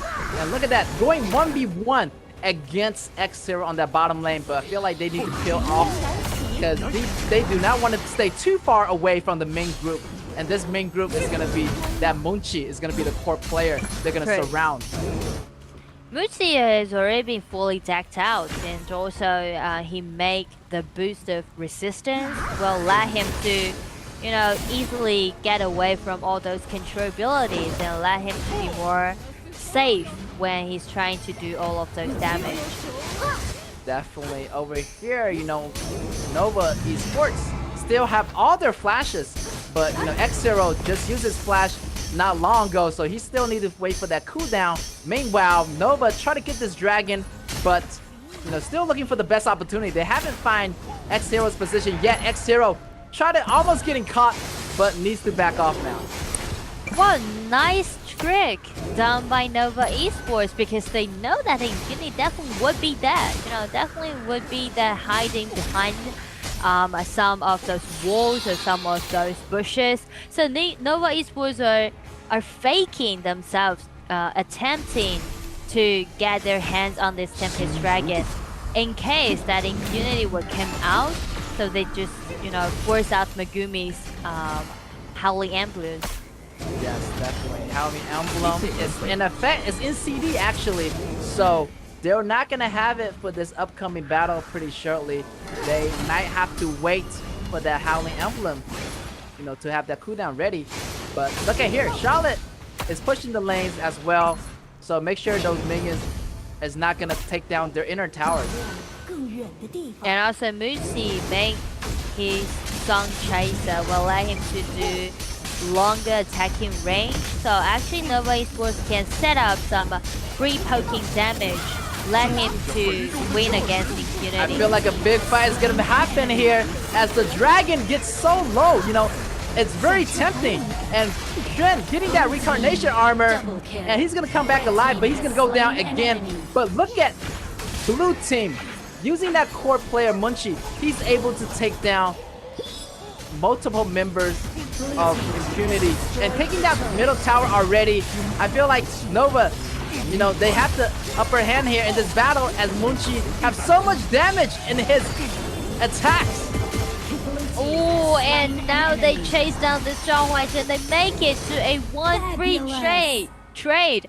We know that Muzi, after he made his Sun Chaser, we mentioned about how great a tanking range that this Garo would have, because we didn't expect that Impunity, they are really hurried in to get access to this Muzi, this Garo. Wow. So all of those players were separated, and again this Tempest Dragon goes over to Nova Esports. Yeah, I feel like Munchi already have a long range, but with that Sun Chaser, it's gonna be even longer. Yeah. So, wow. And the attack speed is super devastating. And we're gonna look at the replay one more time. X0 getting taken down so fast, and Impunity just not able to fight back during that Tempest Dragon fight. It's really hard for Impunity to get access to this Garo or this Ganjiang. First, there's no actual assassin from Impunity's side, and also it's really hard for them to catch Sunbin. Yes. When Sunbin activates his second ability. Oh, Megumi! Check Megumi's position!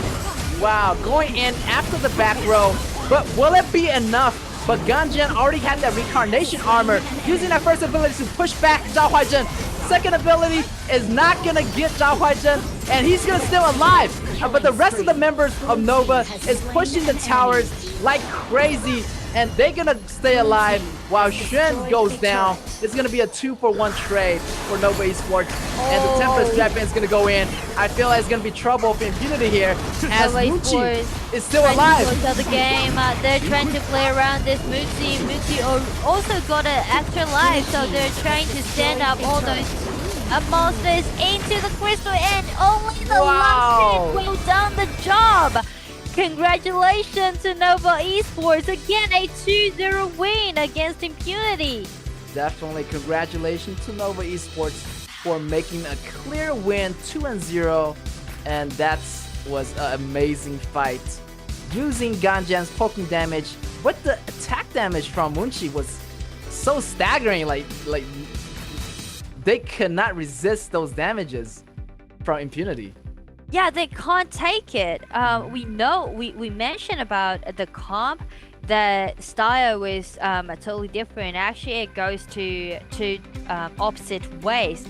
For Nova Esports, they can slow down. They can just play patiently in the early game. They can just farming up slowly, steadily. But for Impunity, the time's ticking, especially when they take out that Guzi, right? Especially when they take out this Alien and also Gosonly, they definitely need to play more aggressively in the early game. But those drops, again, when we take a look back to the drops, I would say Nova Esports, they know that Impunity always trying to make something happen in the early game. Impunity always trying to play aggressively in the mid game. So Nova Esports for game 2, they are trying to play this late game playing style and just like, okay, let's slow down. Definitely. And also during the laning phase, Ganjam Moya did really good job, try to secure its place in the mid lane. Yeah. Keeping it safe and not giving away too much kills to Impunity here, and also allows them to build up that farm for Munchi. Yeah, we do need to highlight this Ganjang because Ganjang would be the weakest person from Nova Esports side in the early game. But we can see the positioning and also the sensation that this player has. He never stepped out of his towers. He always makes sure that he's gonna be safe and comfortable, and he won't let Nova Esports to have any chances to snowball the game.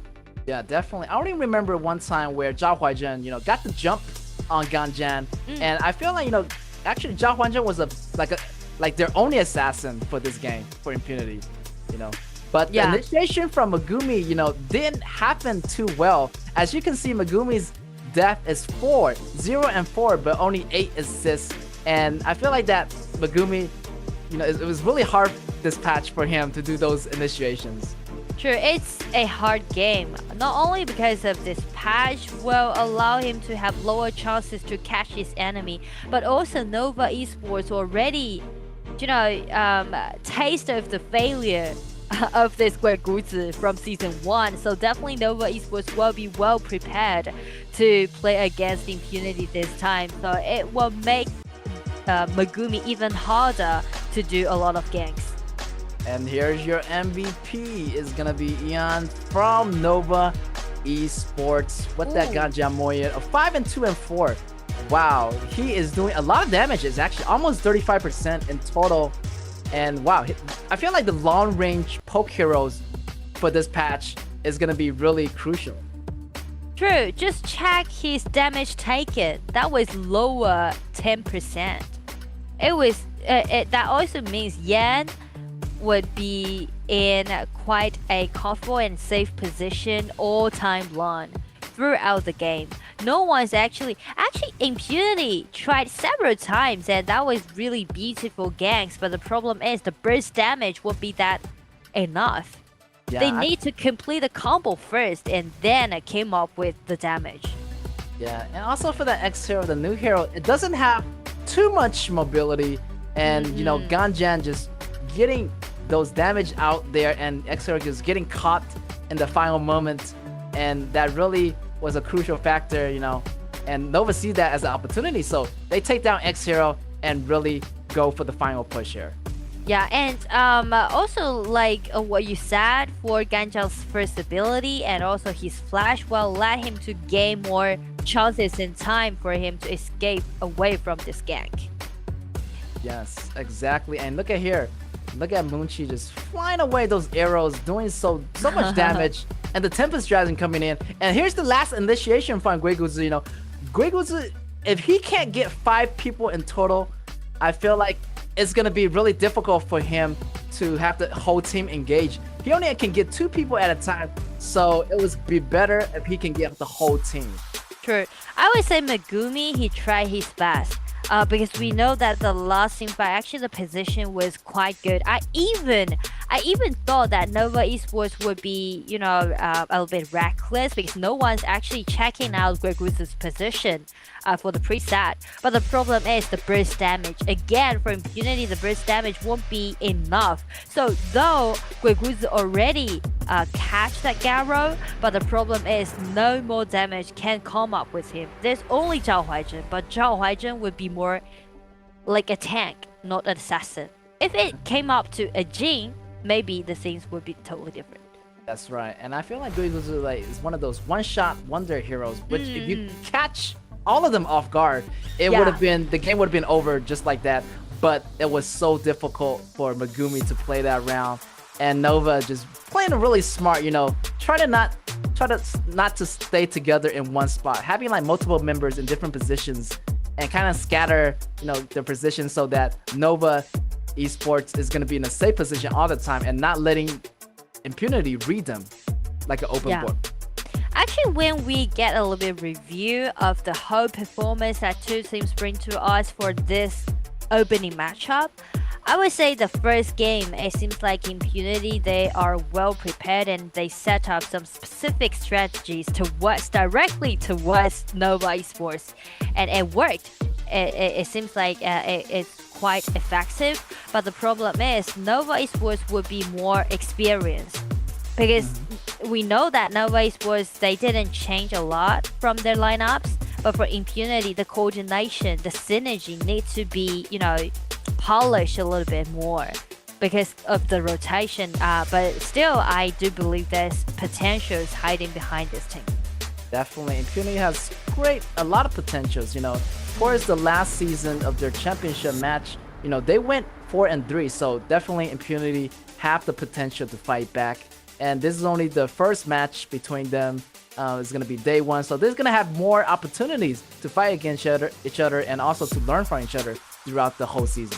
Yeah, just take that as an example. Take that statistic as an example that from season 1, Nova Esports and Impunity play against each other 3 times. First time, Nova Esports 2-0 win against Impunity, just like what we see right now for the opening set in season 2. And the second time when they play against each other, Impunity make it to a tie. And the last matchup, that was the final 4-3. So, you know, long way to go. Yep, there's a long way to go, and they have a long history behind those matches. And we're going to have more matches coming up for you guys today, so stay tuned and don't go away. We're going to take a small break, and we'll be right back.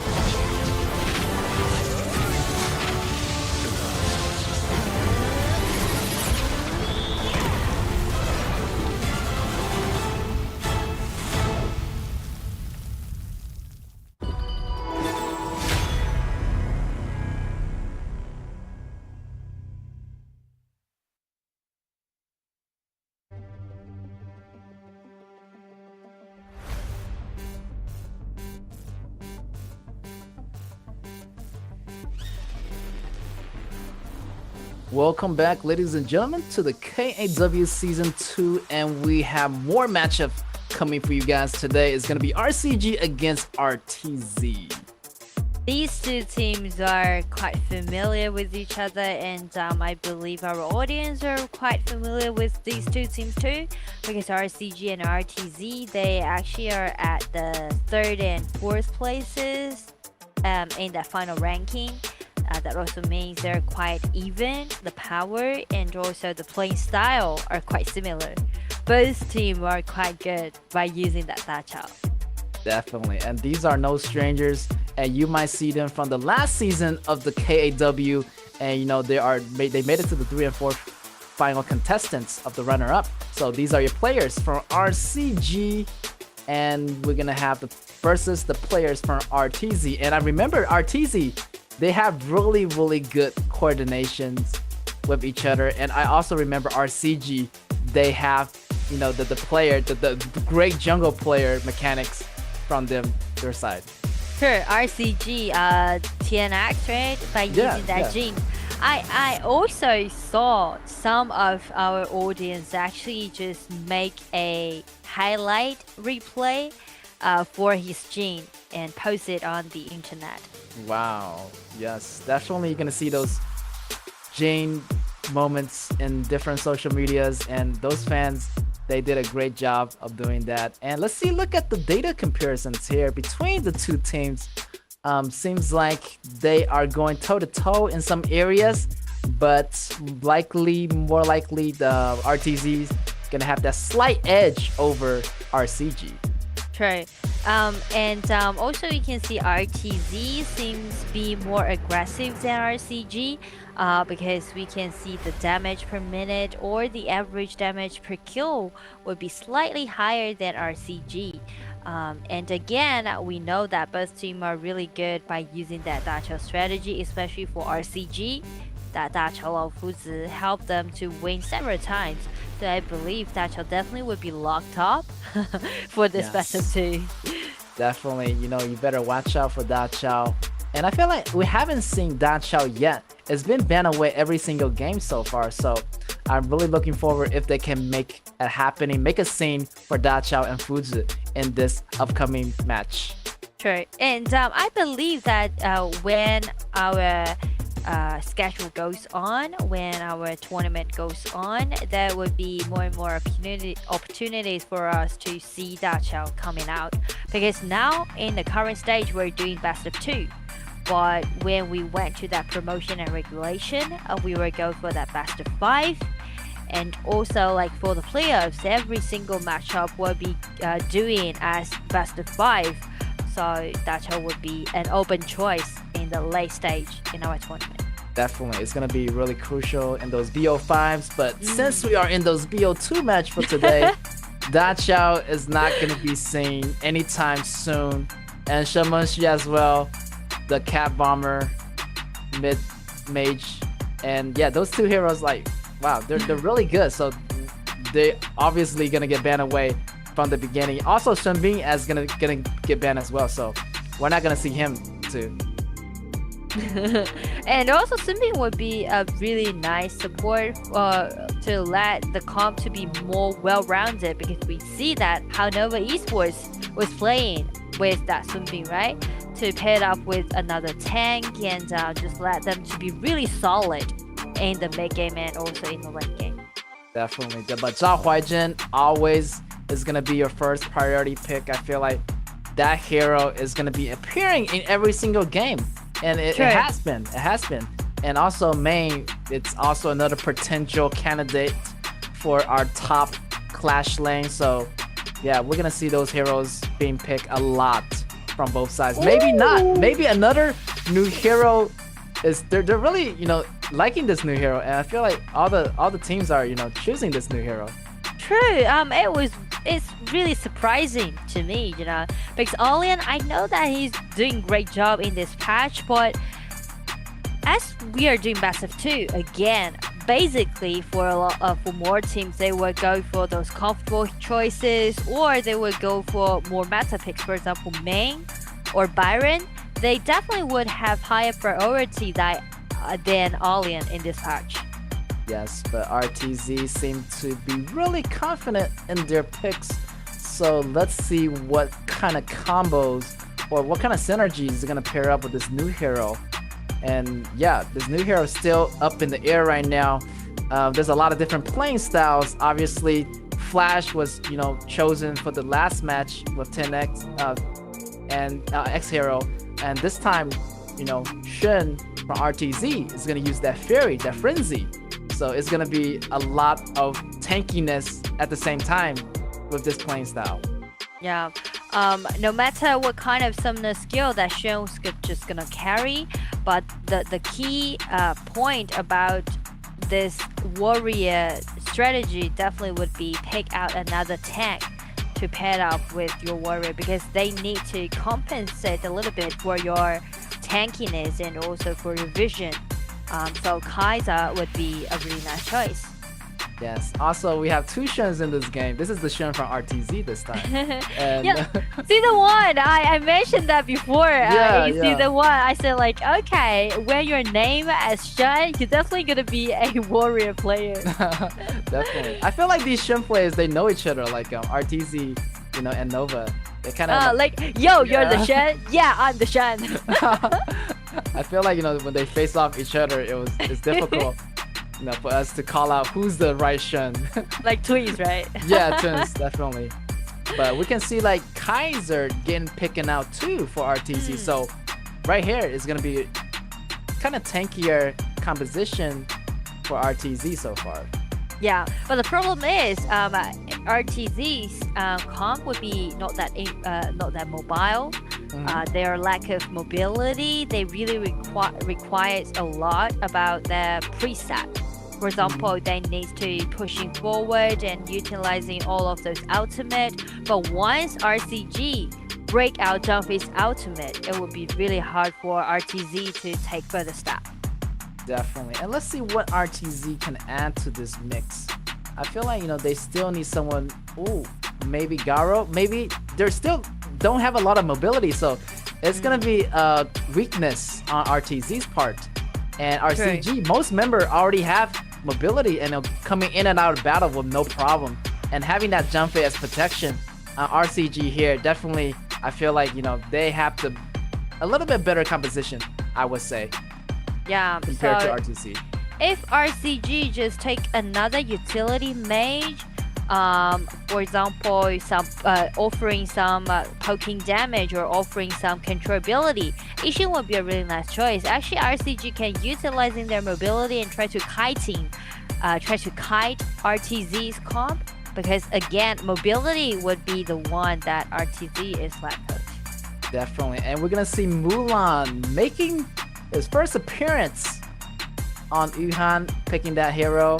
So, obviously they're gonna switch heroes, and the top laner is gonna be Mulan for this game. And that's a lot of mobilities right there. And with that utility mage in the mid, Ishin, that's gonna be a lot of devastating combos for RTZ if they're not too careful about that. So I'm wondering which support RTZ is just gonna go for. I would say Tai would be a nice choice, but they ban away themselves from the first ban pick faces. Donghuang. Alright. Ooh, Donghuang. Actually, Donghuang has been changed in this patch. Yeah. Yes. And he can actually play top lane now, but more people use him as a support, so let's see. He's just gonna do great damage in the early game. Let him to do extra damage out.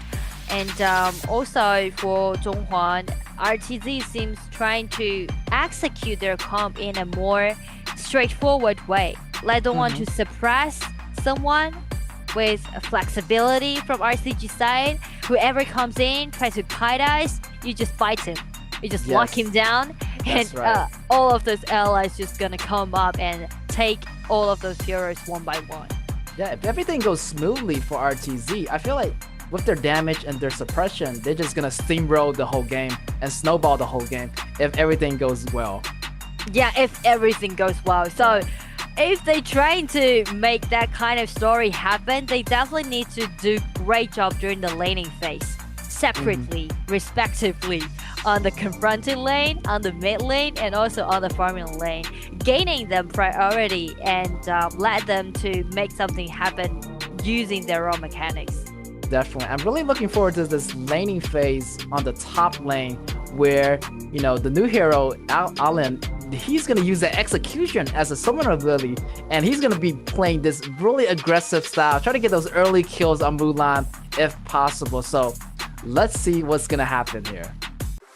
But again, I would say confronting lane would be chaotic, especially Zhao Huaijin and also Kaiser would endlessly just, you know, trying to aid the confronting lanes. And for those two heroes, Alien and Mulan, Alien is gonna win the upper hand before level 4. So let's see how they're gonna execute their comp. Yes. All right, ladies and gentlemen, RCG versus RTZ. RCG on the left on the blue side, RTZ on the right on the red. And if I was that Garo, I'll be really afraid in the late game because they have a lot of assassins over here, you know, on the RCG side. So they better watch it. True. There's so many heroes from RCG side that can get access to Son, to this Garo. So I would feel really sorry for Garo. He definitely would be suffering a lot throughout the game. Yes, and look at that already. Mulan has to go back home, and that's going to be an opportunity for Allen to get that first blood on that 10x. Wow, already pushing it forward. RTZ gaining 2 kills already. But I would say this time it was RCG to offer the opportunity to let RTZ to lead the game. And RTZ just steal away, just grab it away, the blue buff. 2 kills, another blue buff. And I would say RTZ, they're having such a miraculous opening. That's right. And I feel like that Mulan, you know, it was, you know, he was trying to rush to get that level 2, but getting weared down by Allen, and he has to go back, and which caused them to have a lower, you know, numbers advantage in those fights. So those early fights definitely is going to belong to RTZ. In those moments. Like we mentioned about the confronted lanes, right? It's not equalized, it's not balanced, because Alien is just gonna win the upper hand against Mulan before level 4, and that was too early for RCG to, you know, make such reckless movement. I was like, why were they going so deep into their opponent's jungles, especially in the early game, in the first round? That's right. The early games, you know, everything goes into effect. You know, it's like a butterfly effect. If you do something really small, it's gonna cause a lot of different changes throughout the whole map. And once you're, you know, going back home, you're losing one member, and when you're losing one member, you have less people in those battles. It's gonna cause the battles to turn not in your favor. Yeah, that's it. And so that's the thing that we were talking about during the draft. We mentioned about if RTZ trying to make that kind of story happen, they need to do quite good job in the early game. But we said like RTZ need to do great during the laning phase. We didn't expect that RCG would just, you know, easily offer the opportunity to let RTZ to lead the game. That's right. I feel like, you know, this is their first game, so, you know, players are still warming up their fingers, kind of testing them. But RTZ doing really good job so far. Let's hope that RCG is able to react better to their fights. They're trying to force out Jumpy's ultimate. Jumpy tried to break his ult and try to protect himself, but there's too many enemies for him to deal with. Yes. Like that, no way to go. Dunhuan suppression was right on time. And check it out, that new Dunhuan FMVP skin. Wow, looking really, really good. I got this, you know, and that was exactly the MVP owner. He sent it to me as a gift, this game. Wow. Such an honor. Thank you, Ziyang, again. Wow, I'm so jealous, but yeah. Right there, this is the ultimate right here, being forced out of Kai. But RCG was not able to get the damage out Kai, and right now both team, you know, maybe they try to go for this Tyrant, but so far RCG got the first dibs on this Tyrant. Because we know that actually, you know, from 2 comp, RCG definitely gonna have a high opportunity to lead the game in the early game, because like the strengthen is totally different. They can block people away, they can break their ultimate, they can push forward.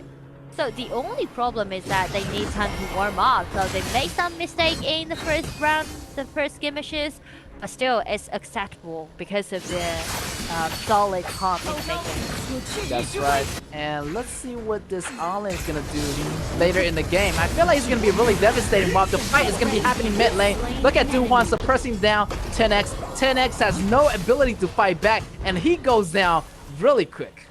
Oh, TNX, we know that he's really great team player. And wait, let's see the top lane. Shun using his ultimate to try to escape away. Well, that's a problem we mentioned, right? The patches, the patch changed a little bit, so it requires those junglers to play as a tank than as assassin. But it seems like TNX didn't adjust to the patch yet. Definitely. I feel like 10x, you know, still try to find his ways a bit, kind of getting used to the new patch as we speak. But look at here, Kai getting caught, but using the ultimate, he was able to survive. And still, he's in the battle. And look at that Umbrella Girl coming back into the Umbrella, but getting taken down right away by Kai and the rest of the team. I can feel the sadness from sadness. That's because right. He knows that he thought that he could kiting this Kaida, but the problem is that we're still in the duration of Kaida's ultimate, so he's just gonna be really, really dead. Yes, and meanwhile, Mulan solo kill on Allen. Wow, that was impressive, and yes, I feel like Mulan still have the capability to fight back against this new hero. True. Because we mentioned that once Mulan upgrade to level 4, once Mulan got his ultimate, actually he's gonna be quite good to deal with this Alien, because Alien only got like 1 shot, but Mulan with full flexibility. Well, I feel like RCG is a bit rushed here. I feel like this Sunphase ultimate, you know, the timing could have been a little bit better, but every time he used it, it was at the wrong timing. It could have been a better timing, but you know, their coordination definitely needs to be better for RCG. True. We know that RCG also have some changes in their lineup. The top laners has changed. The marksman has changed. So I guess more time should be needed for RCG to, you know, complete this synergy. Definitely. And look at that combo from Zhao Huaijin. And the Umbrella Girl is able to take down Allen, but still RTZ still have that slight go advantage, but more kills. But seems like it's pretty equalized right now. The goal difference won't be that significant, though RTZ got more kills, but the problem is the mid game they will be really weak because the damage out won't be enough. Zhao Jun would be more would play like a utility main. And also for Garo still need time. Oh, nice initiation from Zhao Huaijin. Yes. That first ability, that was really close. And really quick reaction too, you know, about Sun. That flash, and he got out of there as fast as he could. And wow, the reaction speed of these esports players are crazy. Yeah, I'm so jealous of them. Yeah. That's the reason why we're doing the costing job. That's right. Instead of, you know, playing on the battle. That's right.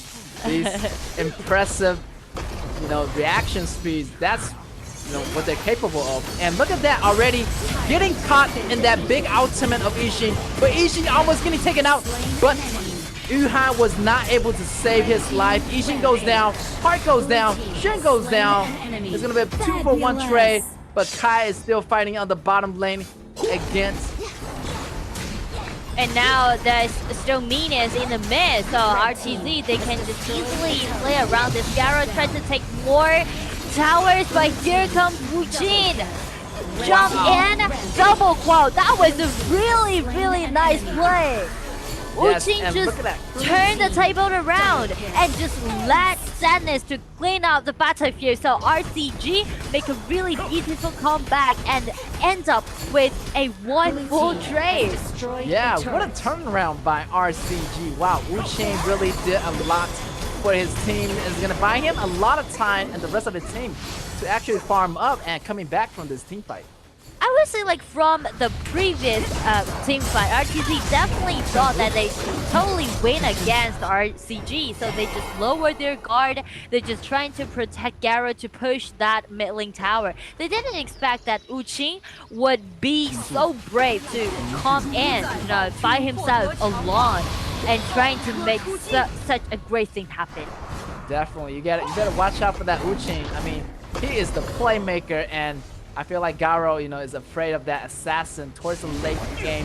And let's see, another fight happening here. Look at that. Wuhan in the front line, soaking up all that damage.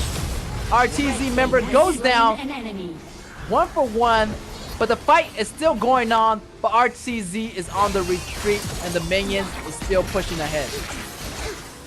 RCG lost a jungler, so I would say RTG, that would be such a great relief, because if Genshin would still be there, definitely that dragon would go over to RTG. And they are trying to do the dragon trade. RTG a little bit slower. Well, they make it. Here comes Mulan again, using his impunity, trying to reclaim the dragon, but RTZ using the smite, clean it up. Yes, the smite, it was at the right time. If not, it would have been a double dragon for RCG, and you do not want that to happen. And Kai here is coming down. Allen getting taken down so low. But here's the reinforcements for RTZ. But still, RTZ, one member gets taken out, and RCG is losing that chance, getting that momentum, try to push forward a little bit.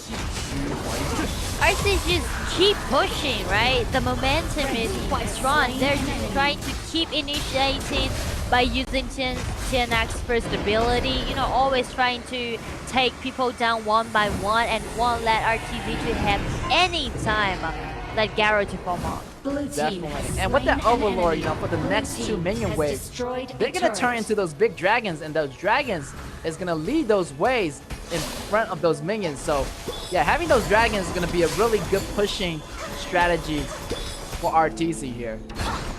And in another way, we can also say RTZ utilizing these vanguards will let them or gain them more time to form on, because they would have less pressure on all 3 lanes. They can just let those vanguards keep pushing forward and just, you know, buy more time for them.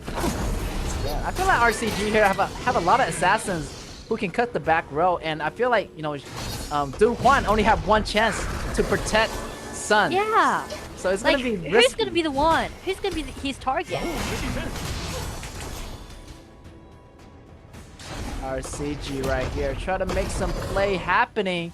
You know, they're turning more aggressive here, and they try to make a window here. And look at this, Allen hiding in that bush. And wow, he's just being really sneaky right now and try to make something happen here. I'm not sure RCG knows this, but RCG still going for that top tower. Yeah, it seems like Hart totally have no idea what's waiting for him right now. But he do have the sensation to let TNX to step further. And look at here, Junfei stepping forward. Junfei still had ultimate, activating ultimate, pushing everybody back. They're able to get the second tower. I better feel like they need to back up right now. That all they need to do is to just, you know, secure those towers and push all those minions in so they can get the resources from the map every single time. And the priority job for RCG right now is try to solidify their advantages, because they already got 5,000 gold lead, and they can just let their warriors, because we mentioned about a lot of heroes from RCG can take the assassin job, right? They can just let those heroes to hide their positions and keep pressure on RTZ. They don't need to hurry into, you know, those fights. they can operate the game, try to threaten RTZ. Definitely, RTZ, they want to play it as safe as possible. Going through that late game, having that damage coming up online for Garo, it could be a game changer for RTZ. Yeah. And also, RTZ top laner, he can play more defensively. He can use the ultimate on, the archer to provide us shield. True. Oh, the fight is gonna be happening. One team have the Tyrant, but RTZ's team doesn't have the Dragon. So they're not having that buff, and that buff is gonna go to RCG, and RCG just dominating over RTZ right now. It might be an ace for RCG, and they will get that ace. And wow, having that Tyrant buff means a lot in the late games. And RCG definitely is leading the game, and they showed us their dominance when they play against RTZ. They're just totally onslaught. There's no way to stop RCG. They can just send all of those minions into the crystal and just got another hit. First game goes to RCG. RCG, congratulations. Wow, as you mentioned, they have so much mobility, more than RTZ. Yeah. So it's gonna be, their time to travel is gonna be really, really short. They can get to another dragon in like a couple of seconds, faster than RTZ. That's why they were able to clear up that Tyrant and get to the Overlord at the same time. True. And also, once you got some gold lead, once you got some equipment lead, you make some advantages. You can just, hide in your positions, and once you find one chance, you can totally slide all of those teams into different parts, because we can see every single team fight. RCG just break Jumpy's ultimate and break Ishi's ultimate and try to, just cut their enemies into two different parts. Yes, definitely. I would say RTZ did a really, really well in the beginning of the match, but eventually RCG, overtaking them by surprise, having those mobilities, having those assassin skills, taking out the back row, and wow, RCG did a really good job this time. True. And actually for the beginning of this game, I was a little bit worried about TNX, and also I'm a little bit worried about RCG, because they are really, just hazard into the jungles. And also the way that TNX was playing with this Zhao Huajun is more like an assassin position. Like every time, every single timing or the positioning when he's trying to stand, he's not like a tank, he's more like a Jhin player or a Lan player. Yeah, exactly. Yeah. Me too. I was worried about him in the beginning, because he was getting constantly taken down in the beginning of the game. I feel like he wasn't really, used to that position yet, playing as a tank and more playing as an assassin. So he kind of adjusts his playing style a little bit, kind of adapt through the game, and it really worked out for him. True. And I'm really glad to see that kind of switch are happening during the game, because actually, due to a lot of experiences, once those players can't adjust to the patch, and they lost the first game, and when they're going through the break, his allies or his coach reminds him again and again that you're playing as a tank. But we can see TNX by himself in the game. He reminds of himself and try to make that kind of mindset change a little bit and help them to gain the victory. Definitely, and that minor adjustment really pays off, and RCG definitely got the upper edge. And that last team fight, they aced the whole team of RTZ, which leading them to a win. True. And also, from all of those matchups so far for day one, all of those last team fight, always gonna end up with an ace. Yes. Right? Yes, most likely. Yeah. Yeah. And wow, RCG, they really surprises me. That Wu Chain, that top player from RCG, done a fabulous job of executing his mechanics. Mulan's mechanics, using the heavy sword, using the light sword to really do those combos really effectively towards the members of RTZ. that was definitely be the turning point, that incredible job done by this Mulan, done by the confronted laner, and also he's gonna be the new member, right, joining RCG. So everyone's holding such a great expectation on him, and I'm really glad to see him to be qualified to play. Right here is gonna be your MVP. Sadness is no longer sad. He's still sadness, but he's more happy now. Yeah, and I hope that last time I saw his photo, he can just, smile a little bit, He seems really sad, Yeah, you just have to turn that photo upside down. I'd be serious. Why so serious? Why so serious? And yeah, look at that battle between that fight. And wow, Wu-Ching did so much there. And Sadness actually did a lot too, bouncing back in towards the second part of the fight and cleaning up that double kill. True. We know that the problem for RCG is that they really need to be cautious when they're doing the teamfight job, because once they lost it, there's no way for them to come back. But we can see Sadness always showcases using his own mechanics, and also Mulan every single time that he catch, directly aiming at those backliners to help RCG to solidify their victory. Definitely, RCG definitely have the upper hands in mobility, and look at how fast they are moving in the battlefields.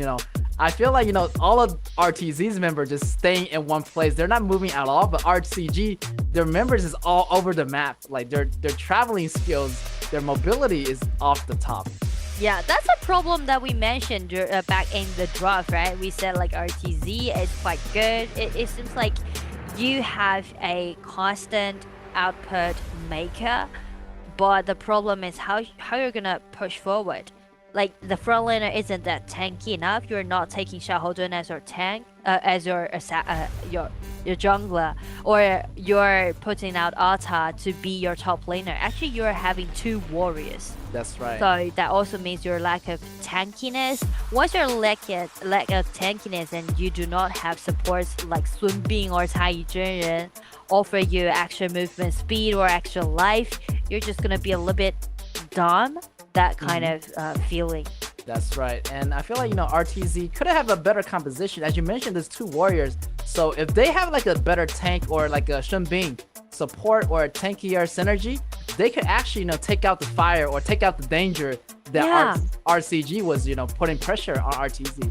Having that tank absorbing some of the damage is going to be more effective, having two warriors, having more damage output, but there's nowhere to put them there. Yeah, and also you're gonna be really easy to lose all of those vision controls because you do not have tank, and Zhongwang wouldn't be, technically considered as a tank. He would be more like a 1-1 trade bomb, because we see like he always did a nice 1-1 trade during the team fight, but the problem is there's too many flexibility, too many heroes with mobility from RCG side. So who's gonna be your target? Who's gonna be the one for you to sacrifice yourself and take that 1-1 trade?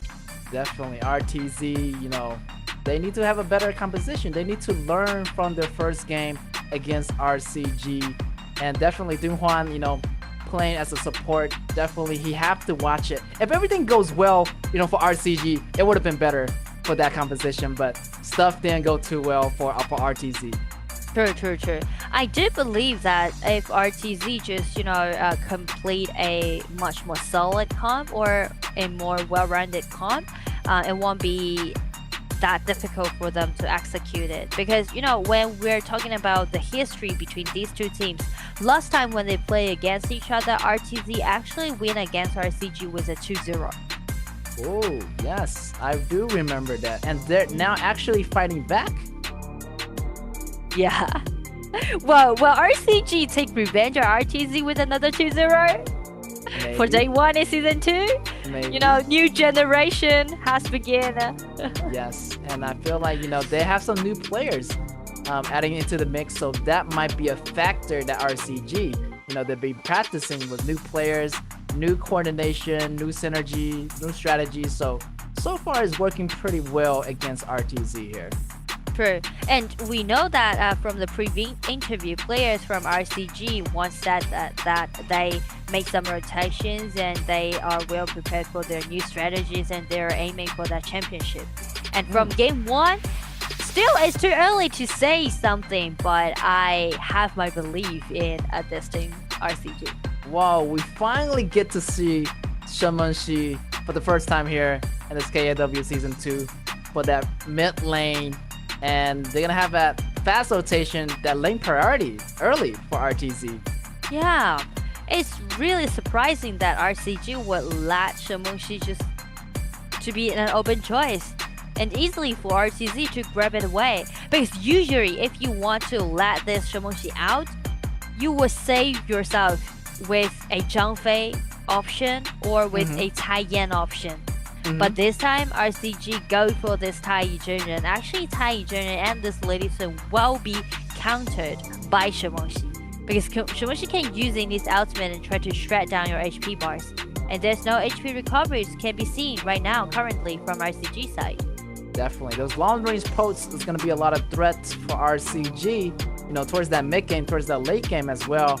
And finally, we're going to see that tank, you know, character getting picked out for RTZ. So I feel like RTZ has learned their lesson from the first game that they need to have some sort of tank, you know, to be that frontliner for the whole squad. True. It seems like RTZ, they're just gonna get back to their comfort zone to let the jungler to carry the team and also stick to that classic 2 core player system. Maybe they will have another hero, for example, like Huangjong, right? Huangjong with this Luba master. Yeah, I remember that. I remember that combo. You know, they RTZ has a lot of combos. I feel like their operation and strategy is really good. You know, and RCG size, you know, but I'm not sure. RCG added some new players, so they might be practicing too. So there's still a lot on the table. So I'm not sure, you know, what kind of strategy they have up their sleeves. But since they take out this main to play as a top laner, I guess maybe they'll just go for that Zhao Huaizhen to be the jungler. Yes, the double trouble squad, Zhao Huaizhen and main, definitely is going to be really devastating for RTZ if they beat those combos at the wrong moment. And let's see what RTZ is going to, you know, add to this mix. Banning out Haya seems like they want to deny those heroes that's gonna take them away from the battlefield. True. Xiaodong would be an open choice for RCG. And since Haya has been banned away, that would be also a great relief for RCG. It just made me feel like the drop that RTZ is doing right now is trying to, you know, bring some advantages to their enemies. Like every single ban actually is not targeting on some players. It's more like RTZ, they're trying to build a really comfortable environment for their jungler. Definitely, you know, he playing as Jing, so they try to, you know, support him as much as possible. Having that core player, having that strategy around him, having that composition around him, so might be RTZ's new strategy for this round 2. And KAW with the Zhang Fei, 2 tanky frontliners, Zhang Fei and also Alta, and nice initiation can be seen. Again, nice ulti combo can be seen from RTZ. I do like RTZ's comp. That's right. You just paint the picture for me right there. 2 tanks, then with that KAW, you know, in the back row, you know, doing those damage output really safely and having those poking damage. And the assassin, you know, he can jump in at any second, any time. So definitely, this is the better composition that I wanted to see from RTZ. True. Classic and also easy to execute. And RTZ, this comp definitely would be for them would be full with confidence because it's in their comfort zone. They practice this for thousands of times, right? We see them playing with this kind of comp in season 1, so I'm not worried about RTZ. On the other side, for RCG, I would say this Zetian would be the one to offer the controllability But who's gonna be the one to come up with that kind of burst damage? Everything would be put on Sadness this late season. Yes, unless Uja Tian decides to go all damage, AP damage, but that's gonna be a little bit risky because True. She doesn't have too much HP in the beginning, and if he doesn't go all damage, she's gonna be risking no damage. It's gonna be all Sadness damage for sure. Yeah, and also if Wu Zetian trying to go for that all AP items, it will put RCG into financial problems, Definitely. Money would be a great issue when you're playing this game, All 5 members, except of the support, each of the heroes need money to build up items. Definitely. And wow, already we can see that, RTZ's super tanky frontliners versus the tanky from 10X. And 10X is actually playing more tankier heroes and less of the assassin style. Yeah.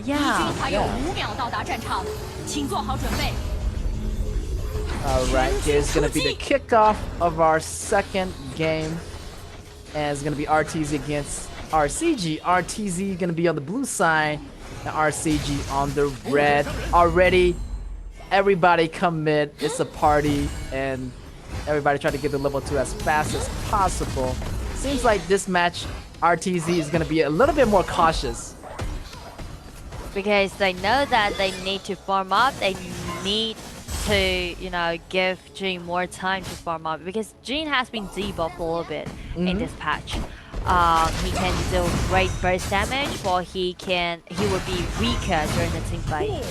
Ooh, look at that aggressiveness from Ata. And wow, look at that flash coming in from Shamashi, but barely making it out alive. Uching is still able to sit down and recover his HP using that passive ability. It was like, that's too much. Okay, that's too much for the opening.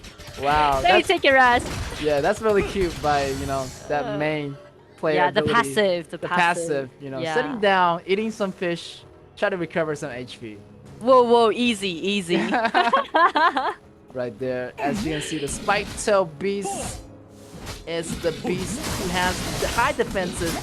The monster in the beginning, but it's a bit of go for the side lanes or the jungler to gain in the beginning to get those items earlier.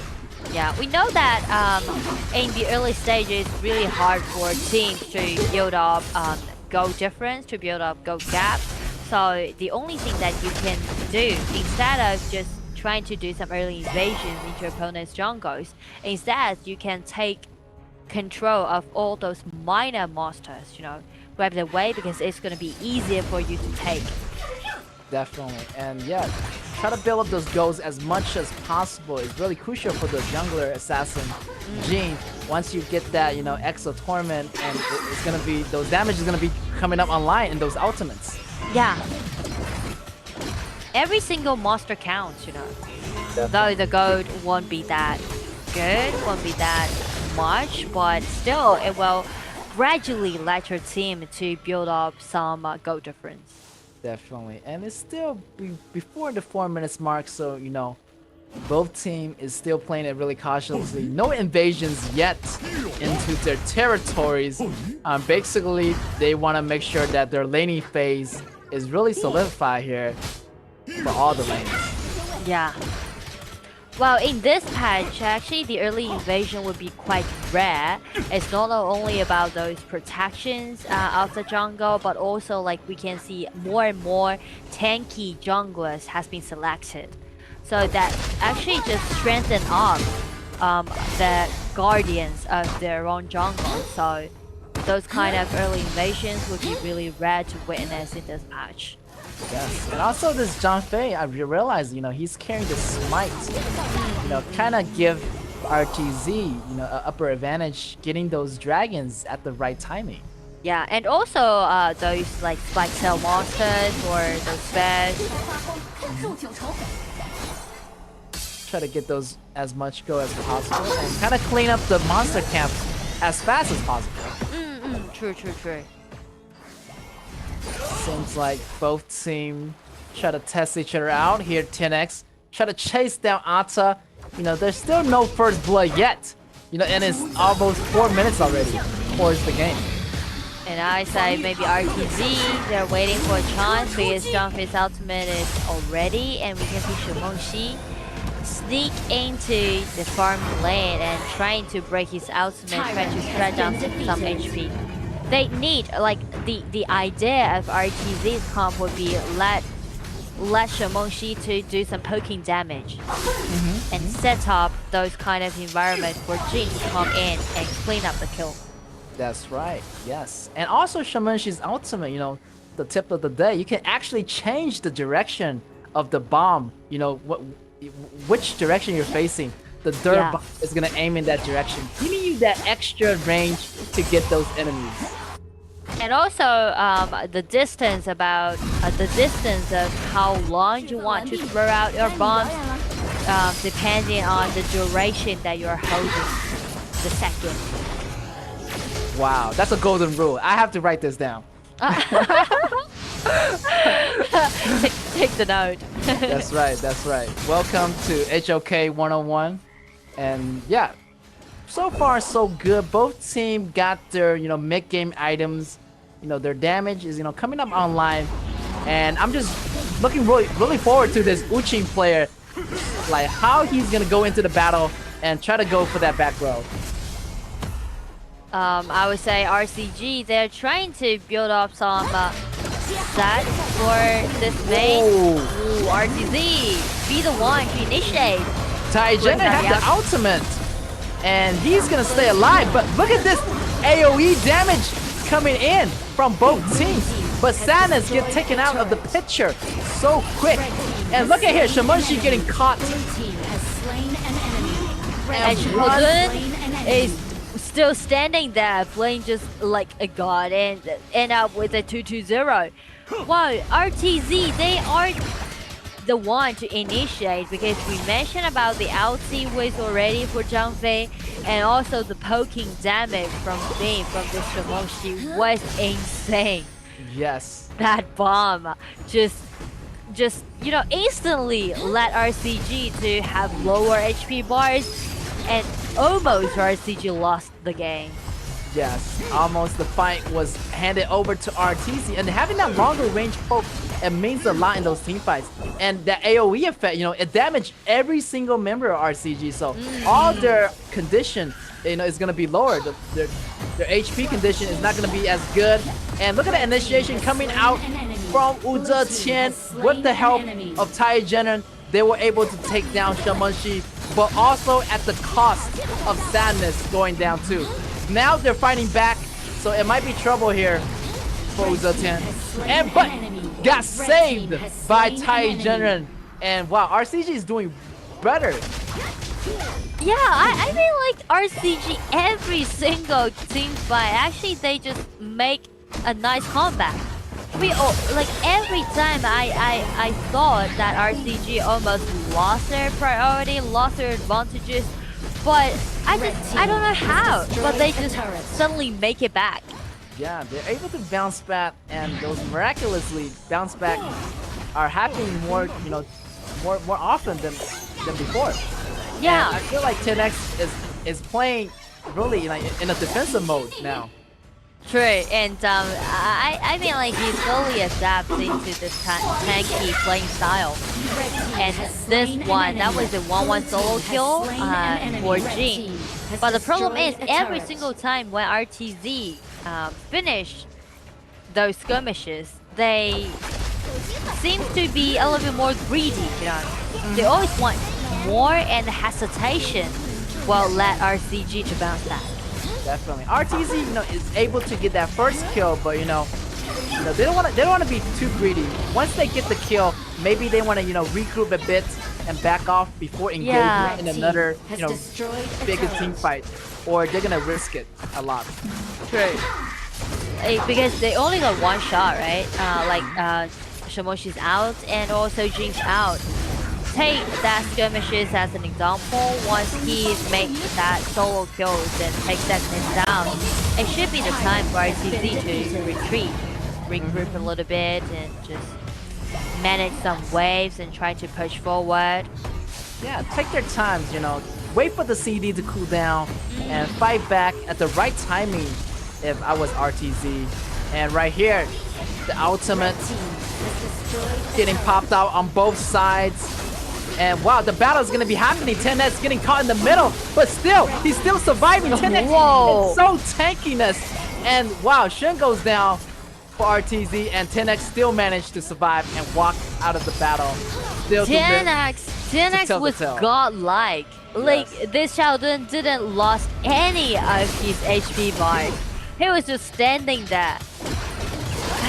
just you know, being really trustworthy for his allies. That's right. And wow, RCG have a 5k gold lead, and also they have a tower lead too. Wow, True. so most likely RCG is gonna go for that invade pretty soon as they get the map control. Pretty much, you know, they got the dragon, they got the, you know, the resources, and they're gonna get that tyrant, you know, pretty easily. Well, let's see what he's doing right now. This Jin.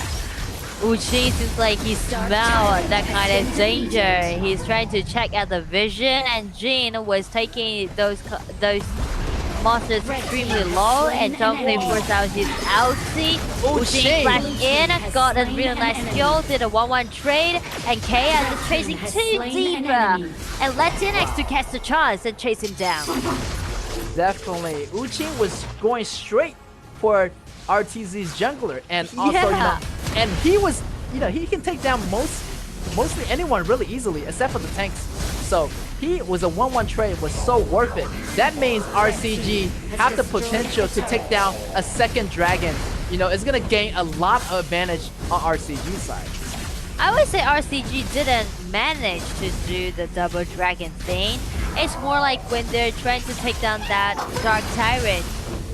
Uchin has that kind of sensation that maybe his enemy is trying to do the dragon trade. Wow. So he just straightforward, directly aiming at it. And Jin maybe has already broke his ultimate towards that dragon. So we'll let him to put into the death. Yeah, definitely. Uchin caught Jin at the right time. Yeah. And yeah, I feel like Uchin has a sixth sense for everything. You know, he smells danger. He smells what RTZ is doing at the moment. So he just rush over and no hesitation. He just jump in, ultimate, first, second ability, and just use all that damage to take out that jungler. And also, main second ability allow him to, you know, run faster and get a quicker aid. So he can just roaming up and downs and just, you know, taking the shortcuts, you know, going straight forward in the riverside. So it's gonna be a really quick movement. No time for his response. Definitely. I feel like they're putting the pressure on that mid lane, RCG. But look at here. They're getting caught in the AoE. This may be trouble for RCG. RCG still fighting it back. But there's too much AoE here. Heart goes down. He goes down. And wow. RCD is still fighting it back. Ooh, Lady Sir, flash in, flash. double quo has been completed and make it to a 2-3 trade. The Vanguard's still alive, and RTZ isn't playing with the hard for them to do with all those Vanguards. They try their best to clean up all those Vanguards and first thing first to take down this Tai Zhenren. But Song would be the only one to survive. They still need 10 more minutes for Jin to survive again, but for RCG, Ladies can still be there, and May flash in, such a nice kill, cleanly to take down this Sun and sending the Vanguards into the crystal. Game 2, congratulations goes to RCG. RCG taking away the win once again. Wow, they're really being aggressive this match, using that chance and actually ending the game right there and then. True, like this time RCG, they just, you know, doing quite good during the laning phase, and also like TNX really adapting into play as a tank role. And also from the last team fight, Uzeti's ultimate, that was crucial. It was because of Uzeti's ultimate to buy them time to react, because that was a really nice initiation from RTZ. Definitely. And look at Uchin, you know, going in and he just going in with those kills. I feel like Uching is playing as assassin while 10x is more of a tanky jungler now. Yeah. It's this. Actually, that's the meta playing style. So it seems like RCG, they did the rotation on purpose, that they know that they need a warrior than a tank. Because last time when they were playing in Season 1, they always let TNX to carry the team. Let TNX to play those assassins and take a tanky confront the laners, right? And for Season 2, they let Uching to be the new player for their confront laners and let them to play the warrior to be more, adapting to this patch. Yes, I thought that last battle, RTZ had it, but when I saw Uja Tian's ultimate and also Tai's Generous ultimate, I knew that RCG still have it in them. Yeah, the counter attack was quite nice, right? It was quite beautiful. The ultimate, both ultimate allow RCG to react, allow them to have a second chance. And prospectively, Lady Sun and also, Mei went in and got their solo kills off one of the members of RTZ, and that just ended the game for them. And Jin didn't have enough time to come back, and with that was game for RTZ, and congratulations to RCG for taking that win. Yeah, the execution, the final execution from RCG, we can see like their desire, the momentum about taking that victory. Because of those solo kills separately done by Lady Sun and also Men, just accelerate the pace, let them to shut down the game.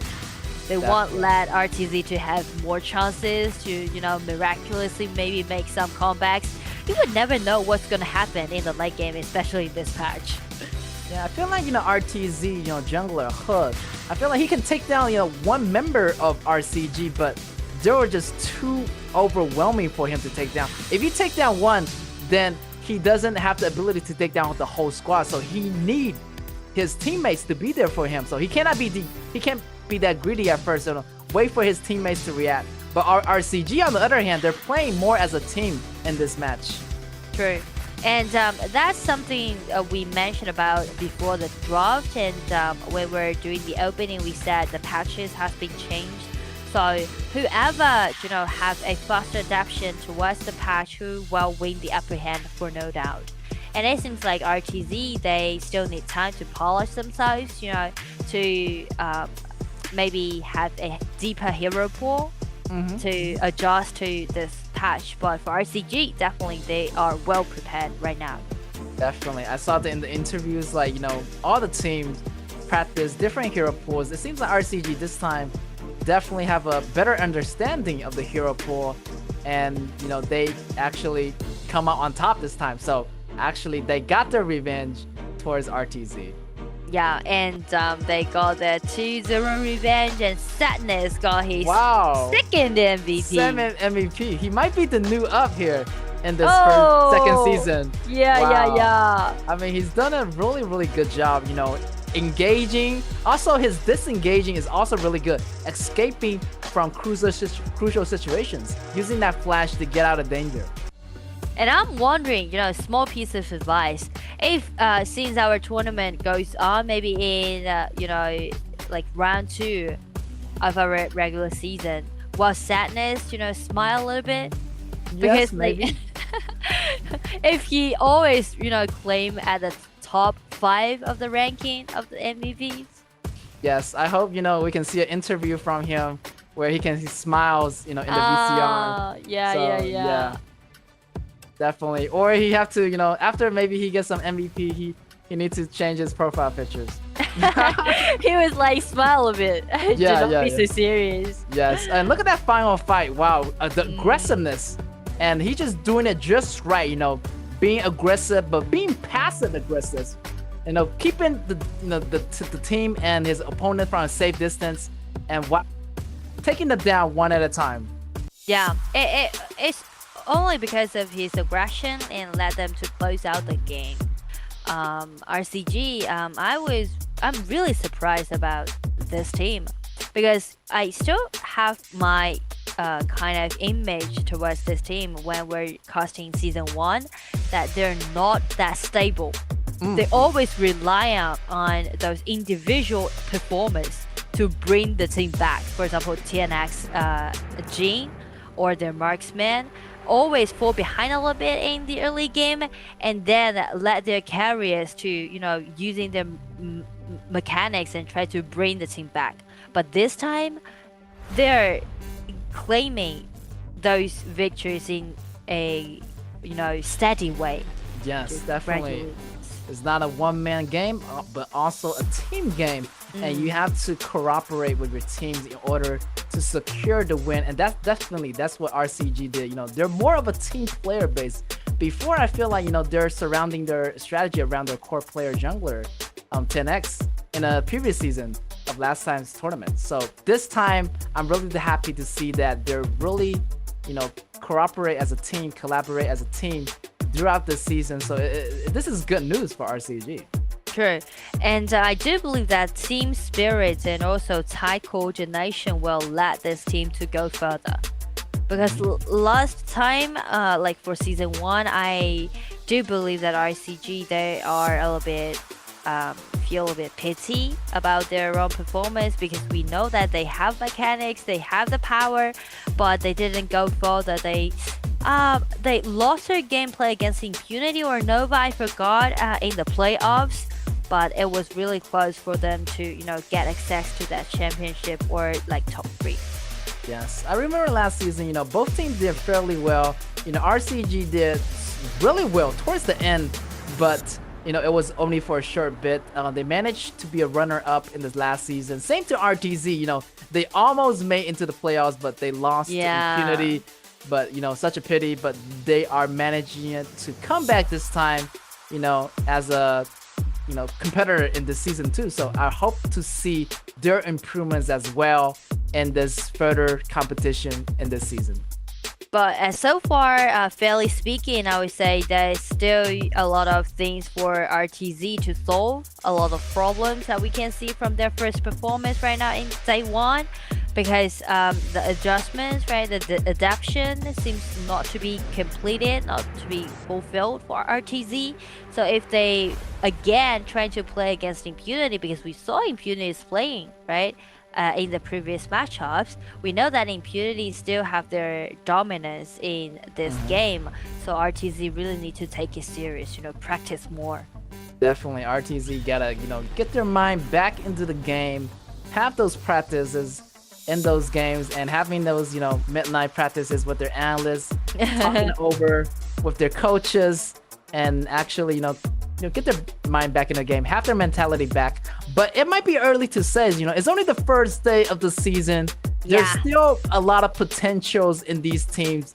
And yeah, maybe they're just, taking it easy for the first day. So never underestimate your opponent. True. And for this matchup, actually, we're gonna go through a small interview and let's see what kind of thing that those players gonna say to us. Yeah, let's check it out. 上一个赛季常规赛的冠军，那么这个赛季你们还有没有信心再一次获得常规赛的冠军呢？ We all know that you're the champion in the regular stage in last season, so do you have confidence to win this game and be the champion again in this season? ”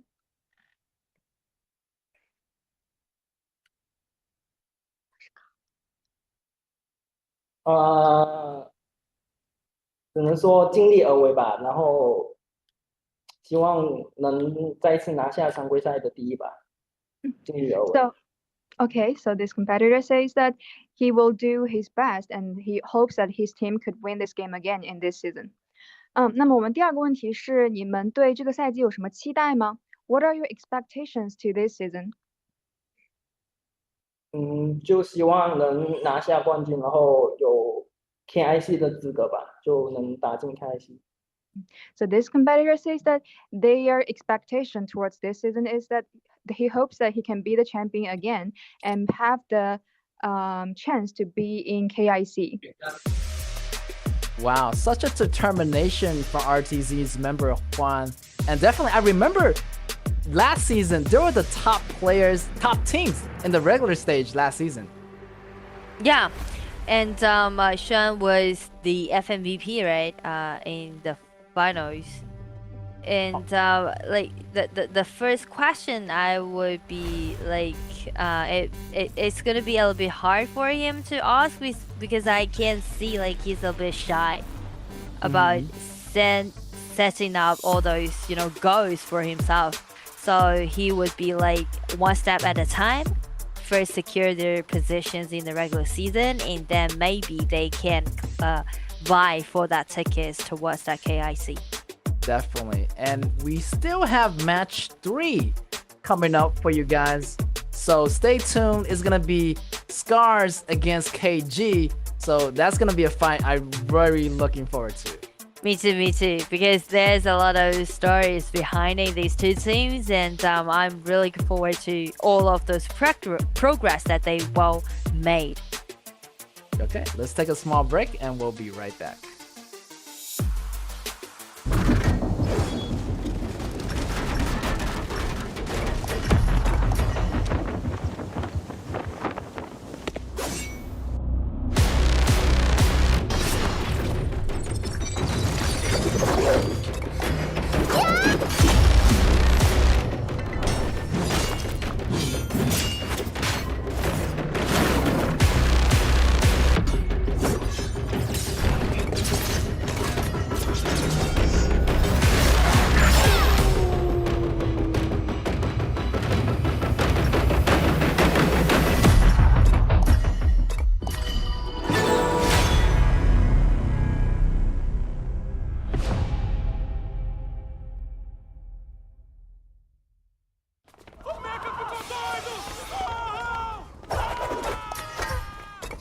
Parece mais trabalho pra mim.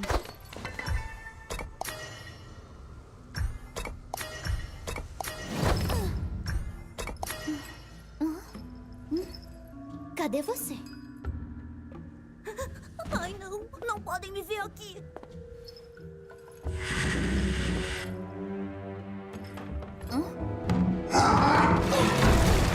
O quê? Pelas costas? Que vergonha! Ainda tem alguém aqui. Ei, fica tranquilo, tá sob controle. Ai, que burra!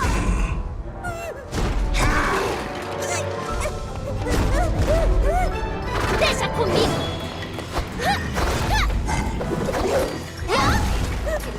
Tem que sair daqui.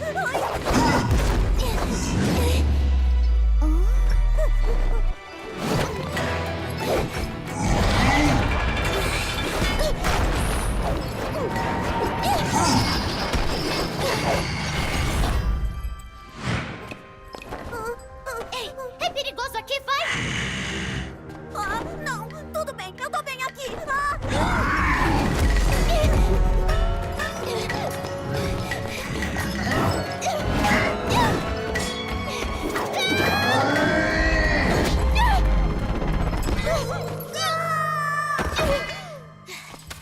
Lata velha!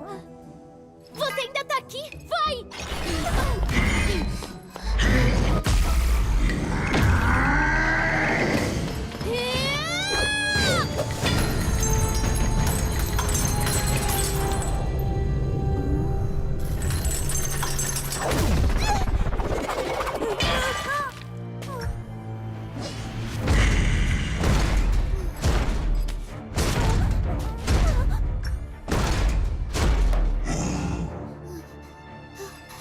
Anda, foge.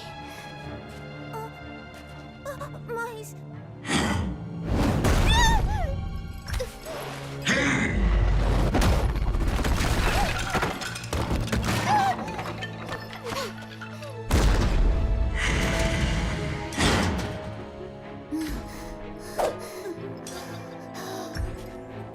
Eu vou te enfrentar!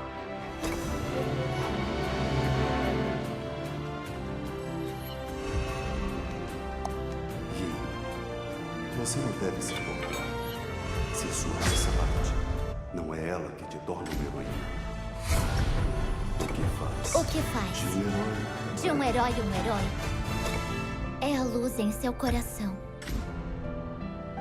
Uma luz brilhante que queima mesmo sem fogo.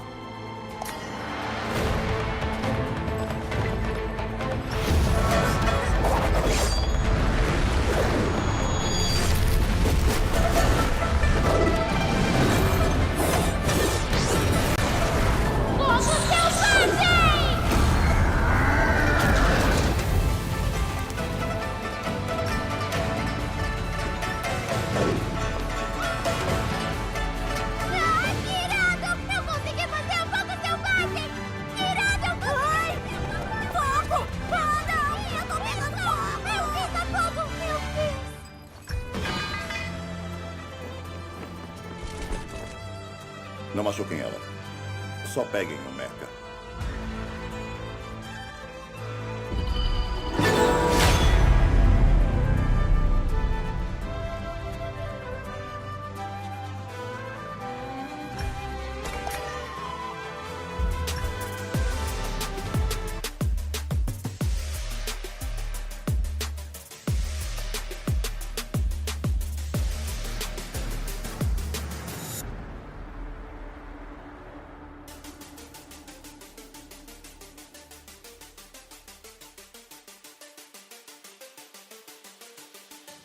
And welcome, ladies and gentlemen, back to the KAW Season 2 tournament. And we have our game 3 of the day is going to be KG Killer Gaming versus Scars.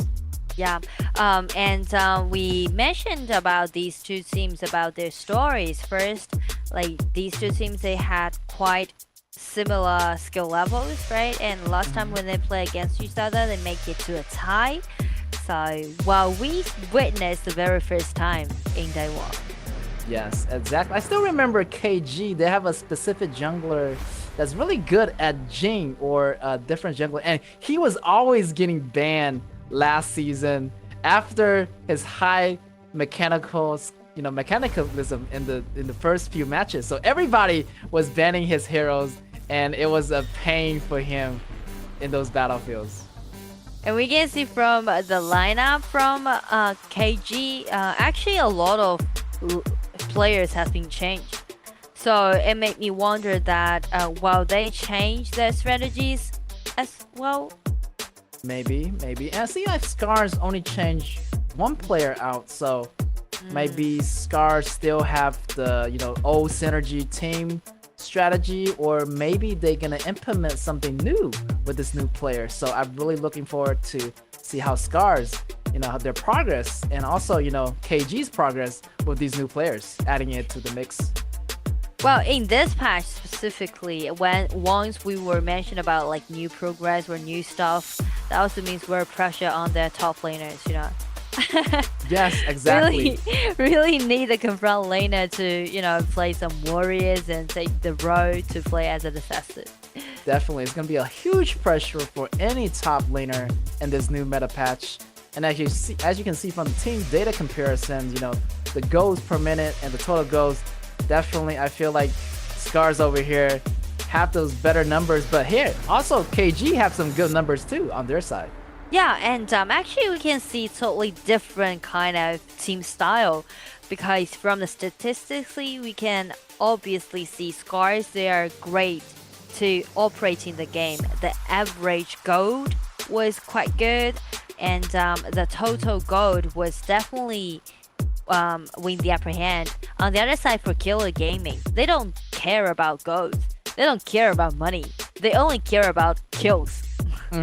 Definitely, they're gonna surround their strategy around the core player. Probably is gonna be the jungler, but with the new players adding into the mix, we might see a different kind of strategy from KG. So, better watch out for the new KG. Yeah, what done has been done. So for this new faces, for those new players, we would say Killer Gaming, while they bring us something new too. Yes, and wow, so many new players from KG, and I just don't know what to expect. And let's see how Scars gonna take it. And already see off the bat, Da Chao and Shaman Shi getting banned out already. Yeah, once you change your lineup totally, it's gonna be a double-edged sword, because for enemy also, like, they know nothing about your new players. Everything would be in blank. You're just gonna have some blind picks. You're just gonna have blind bans, right? You can't just targeting on some players. On the other side, the synergy would be one of those problems for you to solve. That's right. And it's taking a lot of time, for players to bond with each other. So, KG probably did their practices, maybe over and over, just to have that, great synergy and bond between the players. So maybe they already did that, maybe they haven't, but we shall find out in this first match. Let's see how of a great synergy they are as a new player adding into the mix for KG, and versus the Scars, the old player mixing it with the one new player. True. And also once we were talking about the synergy, we can see that the previous 3 picks that Killer Gaming are trying to select right now is trying to build up a really well-rounded comp, right? A late game playing style, this Garo, and also Sunbin with this Ata. We saw this several times. Just it made me feel like the first game, Killer Gaming tried to slow down. They tried to warm up their fingers. They tried to get into that kind of competing mood. So instead of playing aggressively, they're trying to slow down and steadily farm up and try to build up a really nice image for doing those big team fights. That's right. KG, I like what they're doing right here. They try to get a hang of the game first, kind of testing, the water, kind of, getting hang of the game, getting used to the game. Since it's their first game and they have so many new players, so they better choose, it would be better if they better choose a well-rounded composition, like you said. And having that composition is gonna, having them more ease into the game. True. And again, we mentioned about the difference when you're doing the trainings or you're playing the real game. So if you are having some new players, that also means their lack of those experience.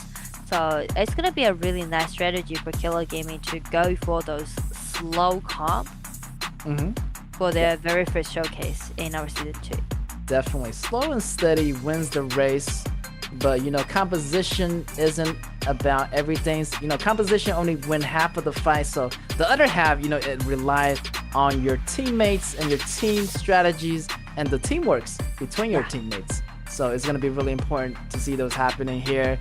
And Scars, I feel like, they're having only one new teammate, so it's going to be easier for them to bond, since 4 old teammates bonding with one new teammates is going to be easier for them. But KG, on the other hand, it might be a little bit difficult, so they try to, with these, more stable compositions, is going to have them easier to start with that bonding. True. And on the other side, the issue for Scars would be we mentioned about the synergy, right? They're all old pals, right? They've played together for such a long time. So how they're gonna break their comfort zone? That's gonna be the issue for Scars, because I thought that they grabbed this Xiaohodun away, trying to flex him to play as the jungler. But again, they rotate this Xiaohodun to play as the top laner. And still Jin to play the carrier, to play the assassin. I'm not trying to criticize this comp because it's still useful, right? It's not just being eliminated in this patch. It's still useful. Don't get misunderstanding. But it's more like if you want to go for those meta picks, it's better for you to have some warriors to play as the confront laners. Definitely. And I mean, Xiaohodun works, but it could have better choices. But it seems like, they're adding Lombard into the mix, so they have all the tank they needed for this game. True. Yeah, but here is gonna be Miyamoto Musashi getting picked up by KG, so that it's kind of a counter to those HP recovery heroes like Xiaohodun. So that might be why KG chose that Miyamoto Musashi as a jungler here. And also, Miyamoto Musashi. Yes, definitely Miyamoto Musashi is going to get picked up for that, to have a direct counter against those HP recoveries, or they need to buy those anti-regen items in order to have an effect on those HP recovery heroes on the Scars side. But for Scars, I feel like they need to get some anti-regen items as well, because those HP recoveries on KG side is really a lot. You have Ata, having that HP, you having that Sunbin, having that HP recovery. They need to have some kind of anti-regen when they go into the late game, or else they're not going to survive long enough in those big team fights. Seems like KG over here only have one tank, but versus Scars here, 2 tanks. But we feel like, KG have that ability to go into the back row more because of Miyamoto Musashi. So, his attack is gonna go target one of the members, and especially the Alexio, he needs to be careful. And also, you know, KG over here, they want to stretch into the late games because they got Garo.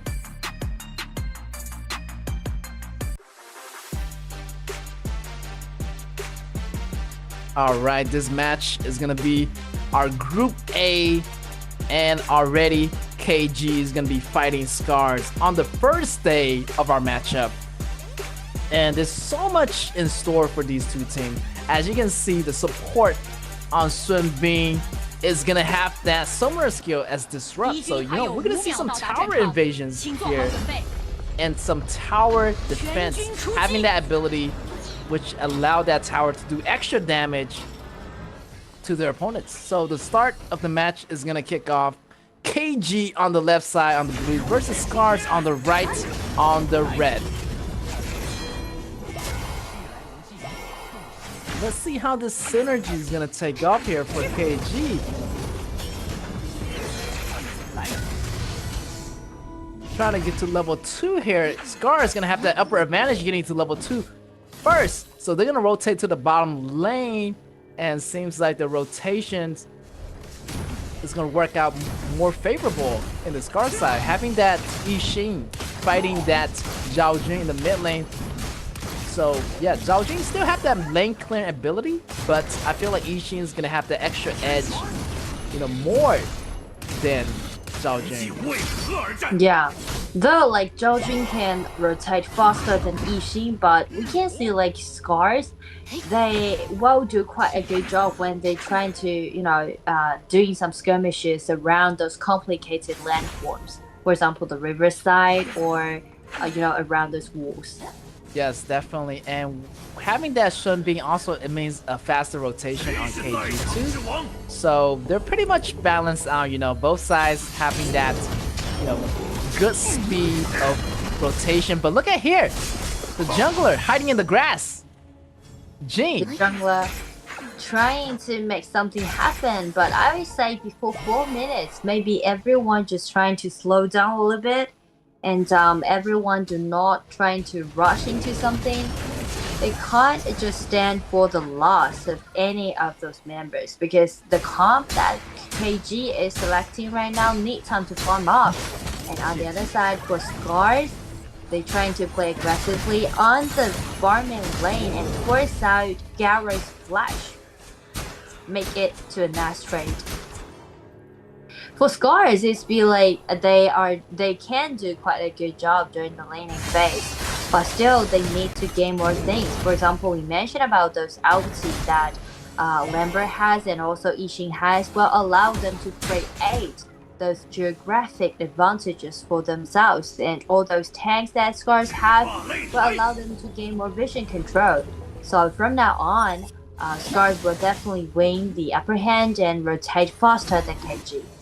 Yes. Also, what I realized here, now every time Jing go into the bush, she kind of duck a little because maybe she's a little bit too high, too tall.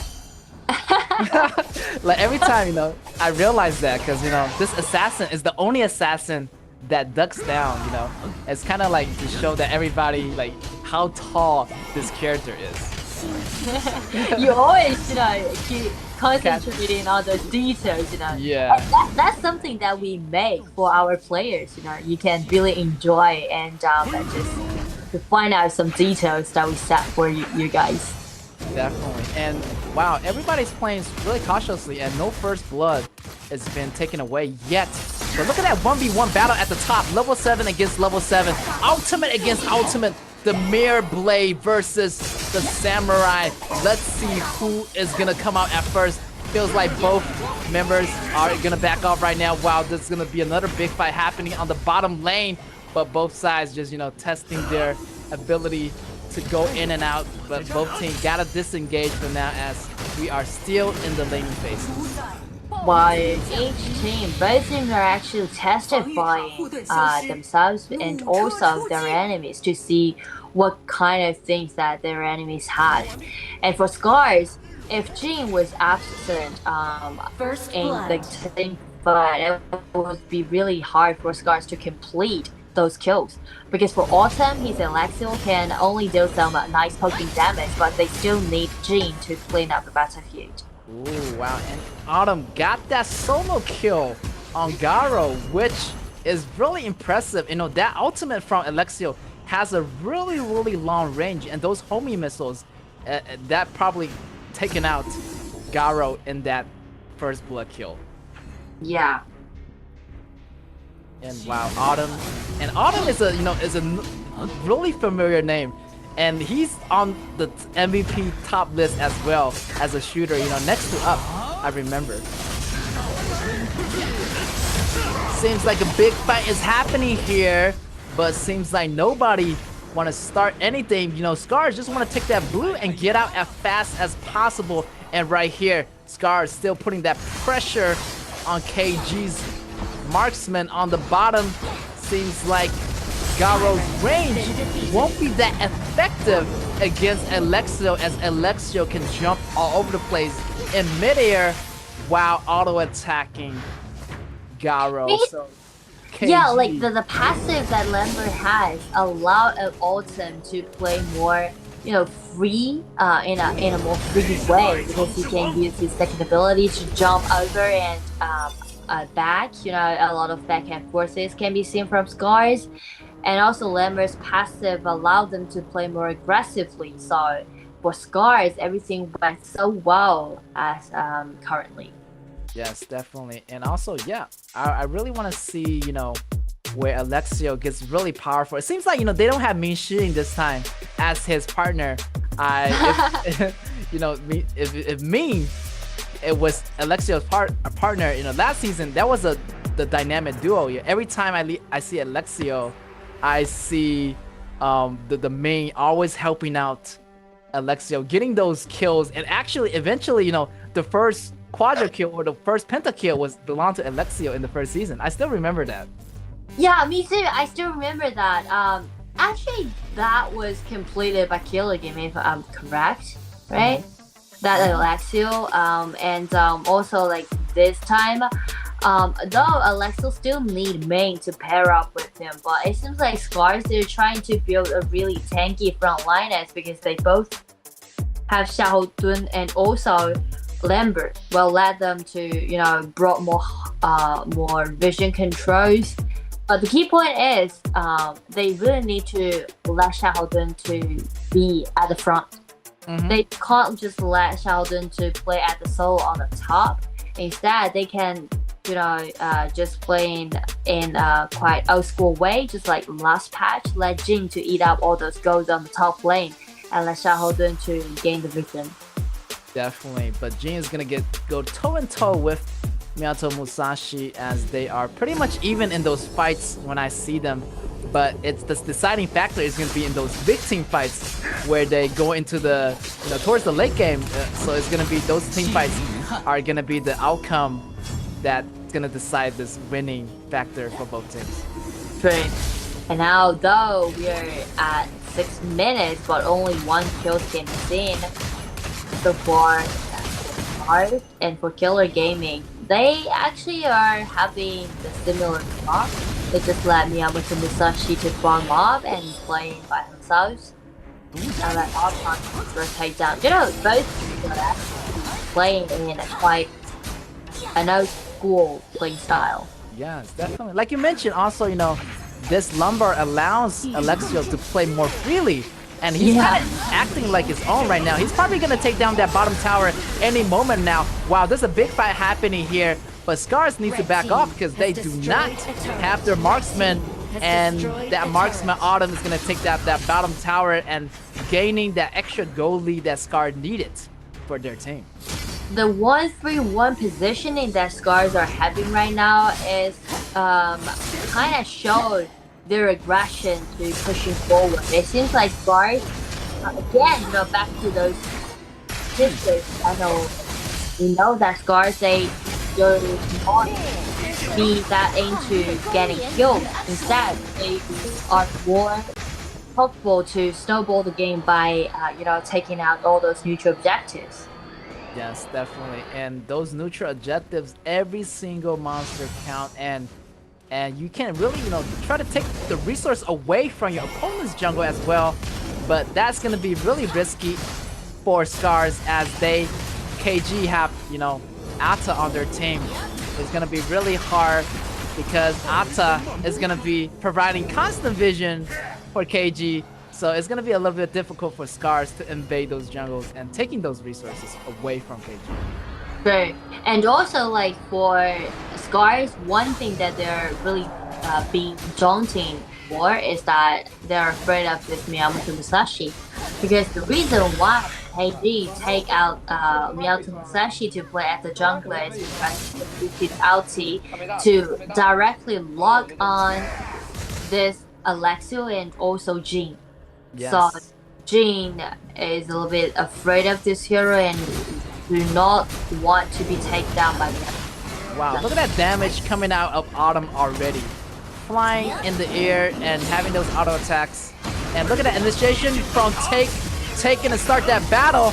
River getting taken down solo, and he has to go, or else he's gonna get caught. And he has to go back, but the ultimate is still happening. Look at that Jhin dancing around the battlefield.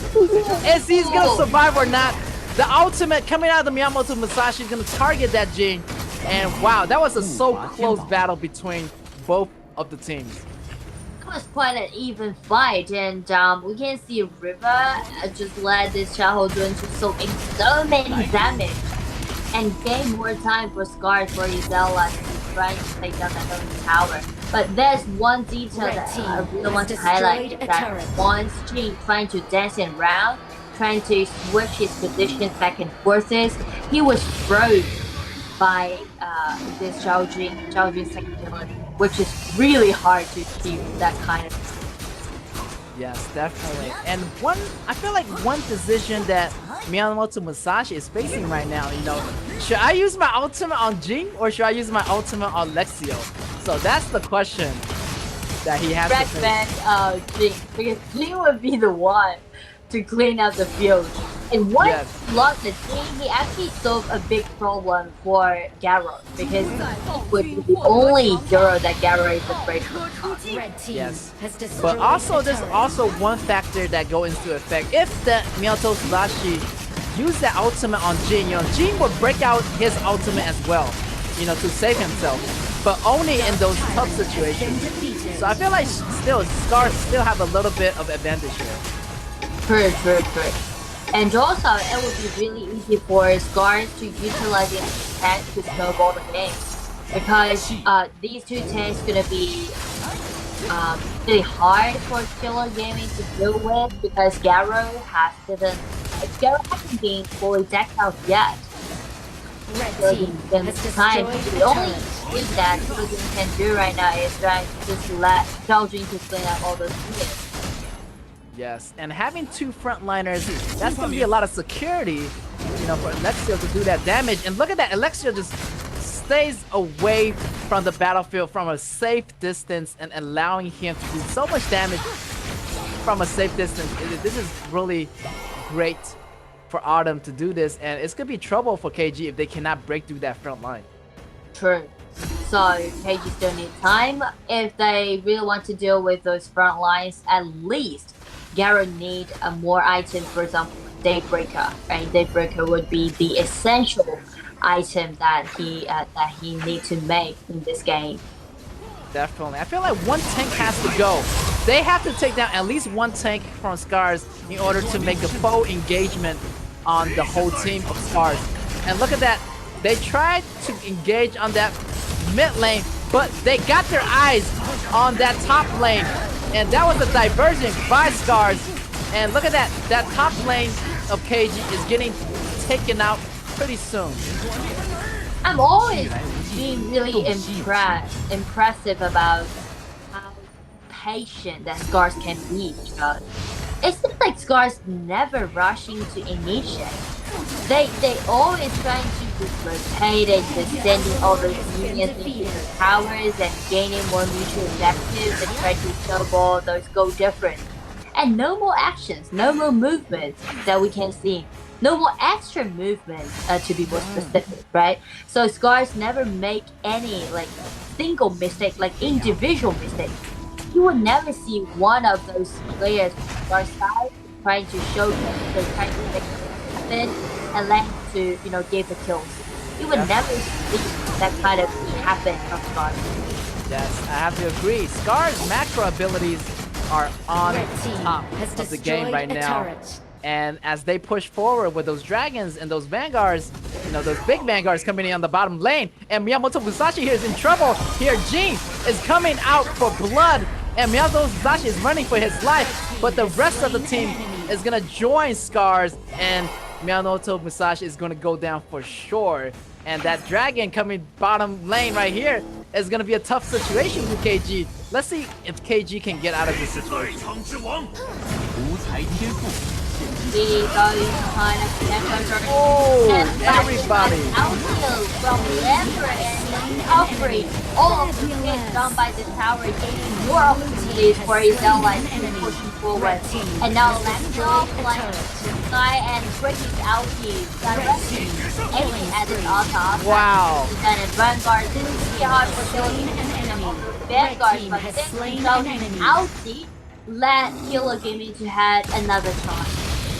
So close. Zhao Jing saved the crystal by a nearly seconds before exploding. Here is gonna have KG still have a chance to fight back here. The chances might be slim, but they still are fighting it back. They lost their bottom inner tower, but they still have a chance. Try to get this tyrant. Try to, salvage the situation as much as possible here. They're trying to make some constellation effort. They just can't let Scars to take everything away. So instead of getting back to the fountain or clean up those minions, Killer Gaming try to see them and take down this dark. Though the Dark Tyrant won't allow them to turn the things around, but they can just slow down Scar's pushing strategy. Yes, and that bottom fight right there, I really love how, the support went in first, and also the jungler went into the back line. That bought enough time for Scars to take down that inner torrent, at the bottom lane, and which is really smart for Scars. And another initiation here by Lombard. Look at that, Shenbin just go down directly just like that, and that could be trouble. Without Shenbin, there's not gonna be enough, damage compensation on KG's side. Really impressed about their synergy and also the timing that Lambert's breaking his ulti. Like every time he can knock off at least 2 people and help to gain more time. And even more is that he tries to all those hits done by those crystals, just like this one again. Nice initiation done by this Lambert, and now this at the bottom lane, and Scars just easily taking down this crystal. Game 1 goes over to Scars.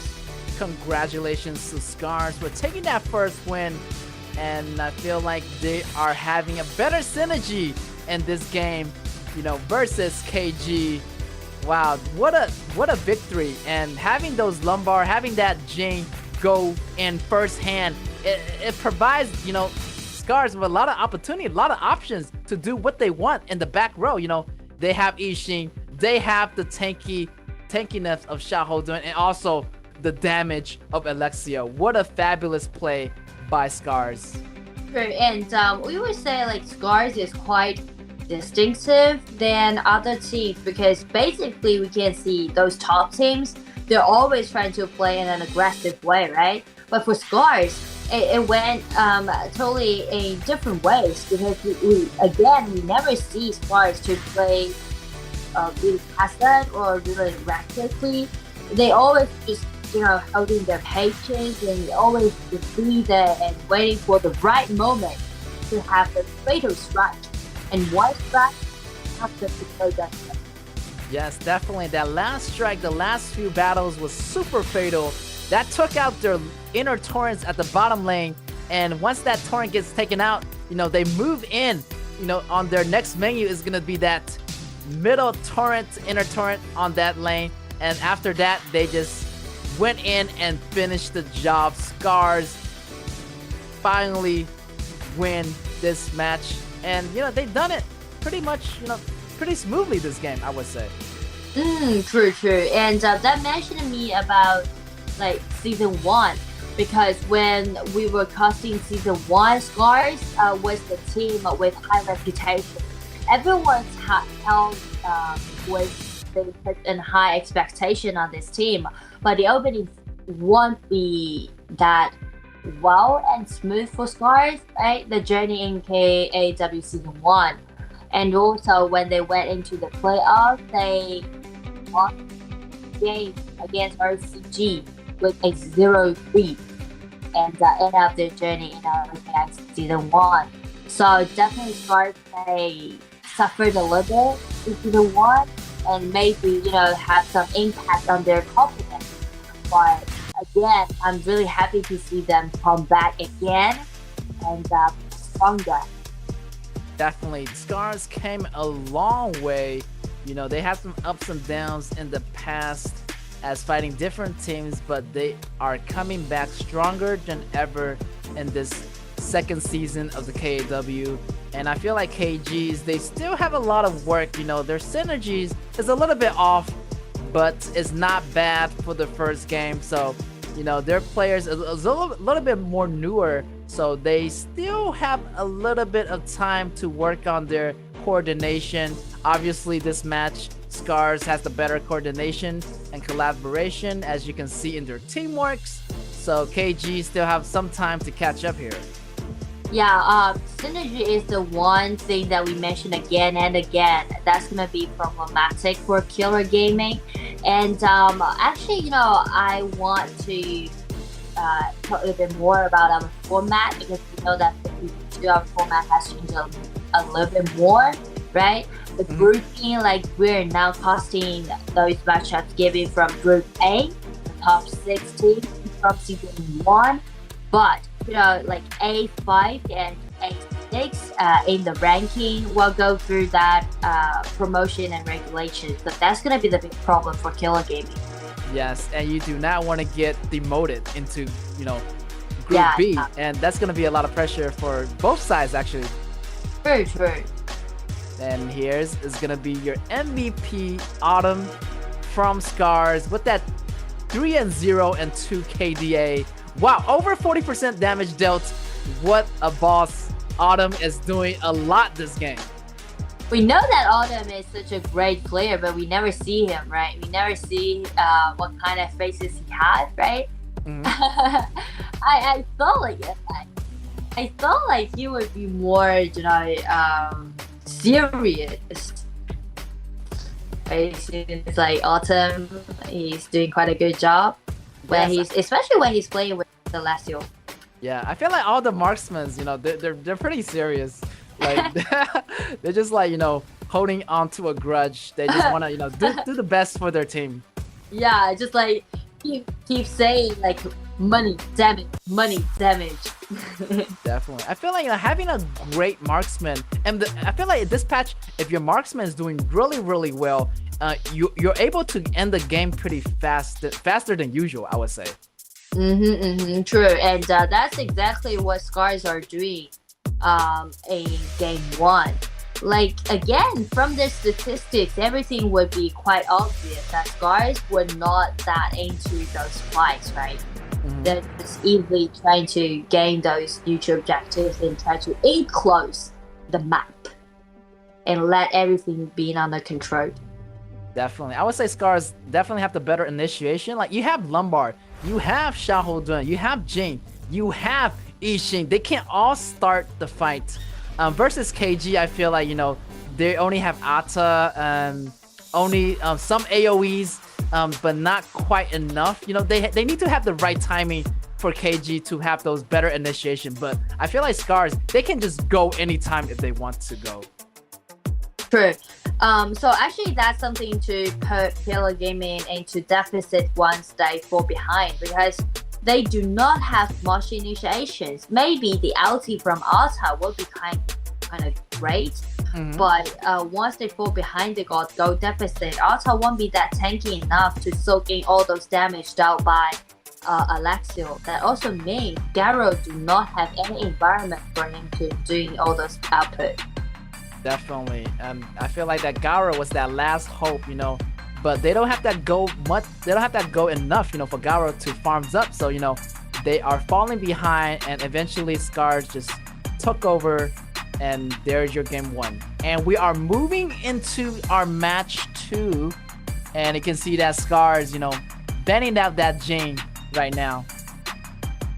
So the problems on Killer Gaming, while they ban away that Shamonshi and also Da Chao, both here will be really tricky to deal with in this match.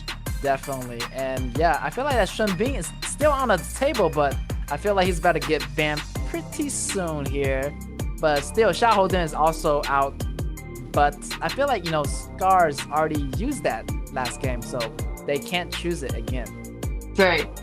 And for Killer Gaming, maybe they can ban away that Sun Bing, which you mentioned about, because we know that Scars was still in their comfort zone, so probably they will just let River to play another tank.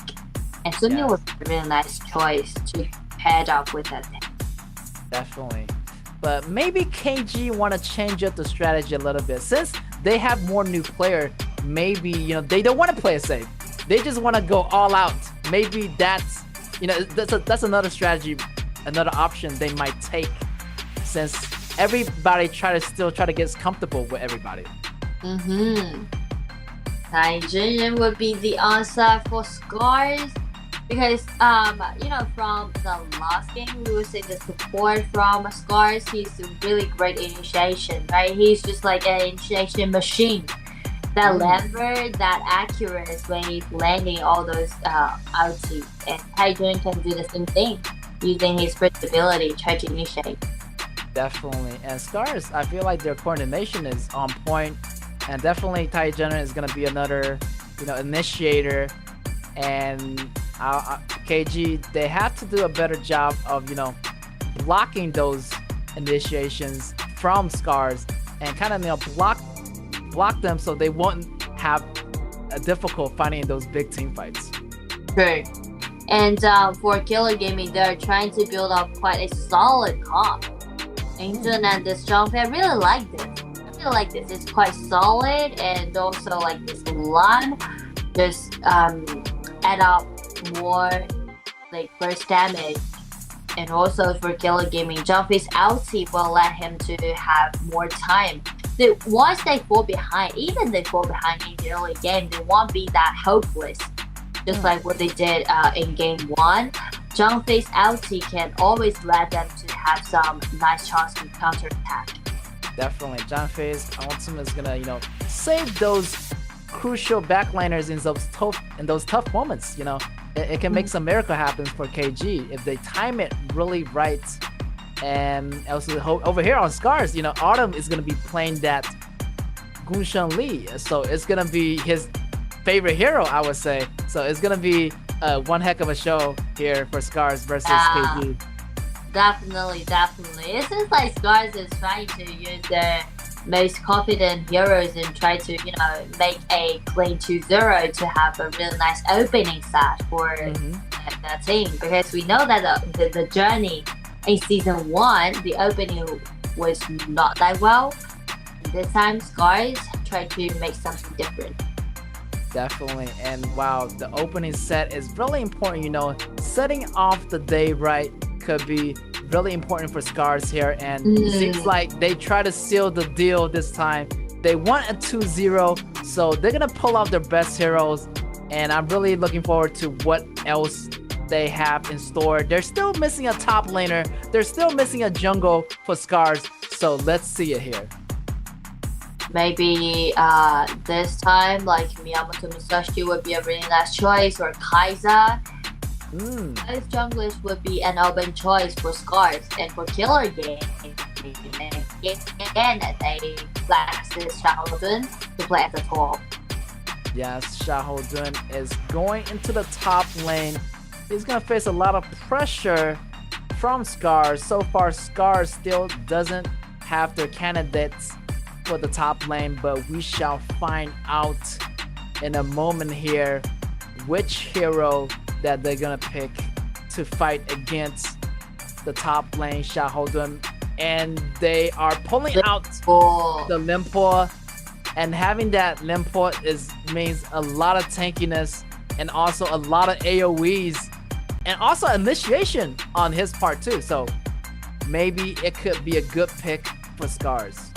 Yeah, actually, you know, when I saw those picks from Scars, Limpo would be the one just sparked in my mind, you know. But I was wondering, like, really rely on those chances, especially when they take out this tigerness. Scars caused an annual loss in the early game. They caused an annual loss of their members. They caused an loss of their monsters. They caused an a loss of their powers, because the only way for Scars to win this game is trying to fight. That's right. The more fights, the better. I feel like their momentum, they have to keep it on non-stop, you know. Once that they get that ball rolling, they can't stop. They want to keep that momentum all the way to the end so they can shut down KG. And I feel like having that Tigress chosen, maybe they're going into an early invasion, but maybe not, since, you know, Janfei doesn't have that smite this time. So I'm not sure. Maybe Janfei want to carry that smite in case of the early invasion from Scars, from that Tigress. True, because Tigress would be really afraid of interrupted by his own farming pace. He has got his own high intense jungling pace. And also, like, the pathing of this Tigress would be extremely interesting, because he's gonna farming from the upper side or from the lower side, while kind of show which side will be the one for Scars to push on. Definitely. And yeah, that Tigress, he's gonna have 2 abilities from level 1. And wow, having that, you know, changing from that tiger form to that human form, also having that first and second ability chosen in the beginning, that's gonna be a little bit of upper edge for that jungler on Scars here. Yeah, so for Scars, maybe this time they will kind of change their own play style, because the first game we mentioned about how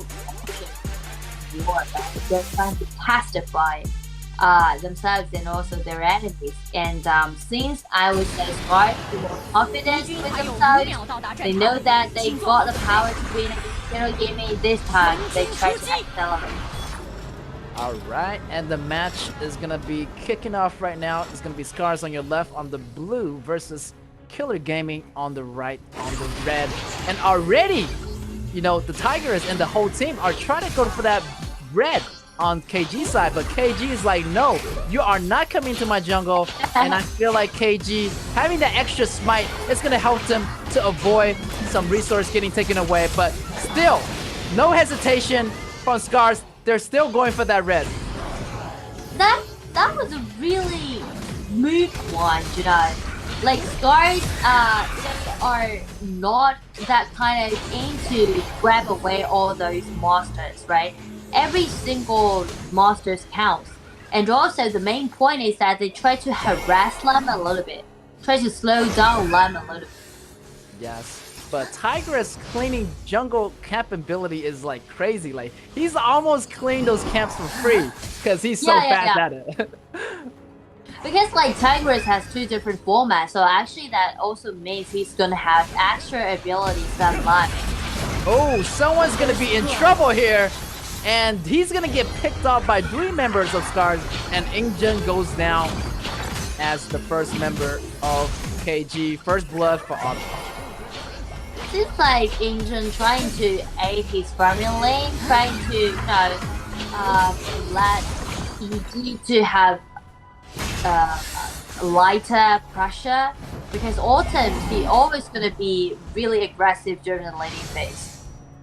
Yes, definitely. It feels like, you know, the mid try to support the bottom lane, as, you know, Console U's gonna have some trouble laning phase against Autumn in the beginning. Autumn would be one of those players won't let any chances slip away from his fingers. You know, every single moment when he seems like, okay, I'm gonna have 50% winning rate, I'm gonna go for that. Definitely, he's gonna go all in. As long he knows what he's doing, And he's gonna take every chance that he got right there. Another initiation here from Tai Junren, and he's gonna back off right now. He doesn't want to do too much. And while Autumn is playing it really aggressively, but also playing it at his own pace. True.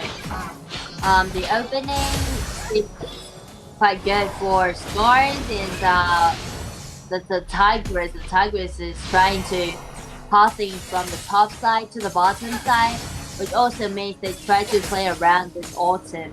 They try to play around with their marksman, and the 4 minutes mark just going to decide to let them to accelerate and take down the outer tower at the farming lane.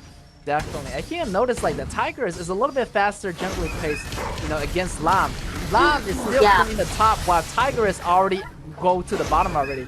So they might be another tower dive happening here, and Concert U just go down, and Tai Jenner is able to walk out alive. Here's the Janfei ultimate, but Tai is in trouble. Tai gets taken out. That's going to be 1-for-1 trade for both sides.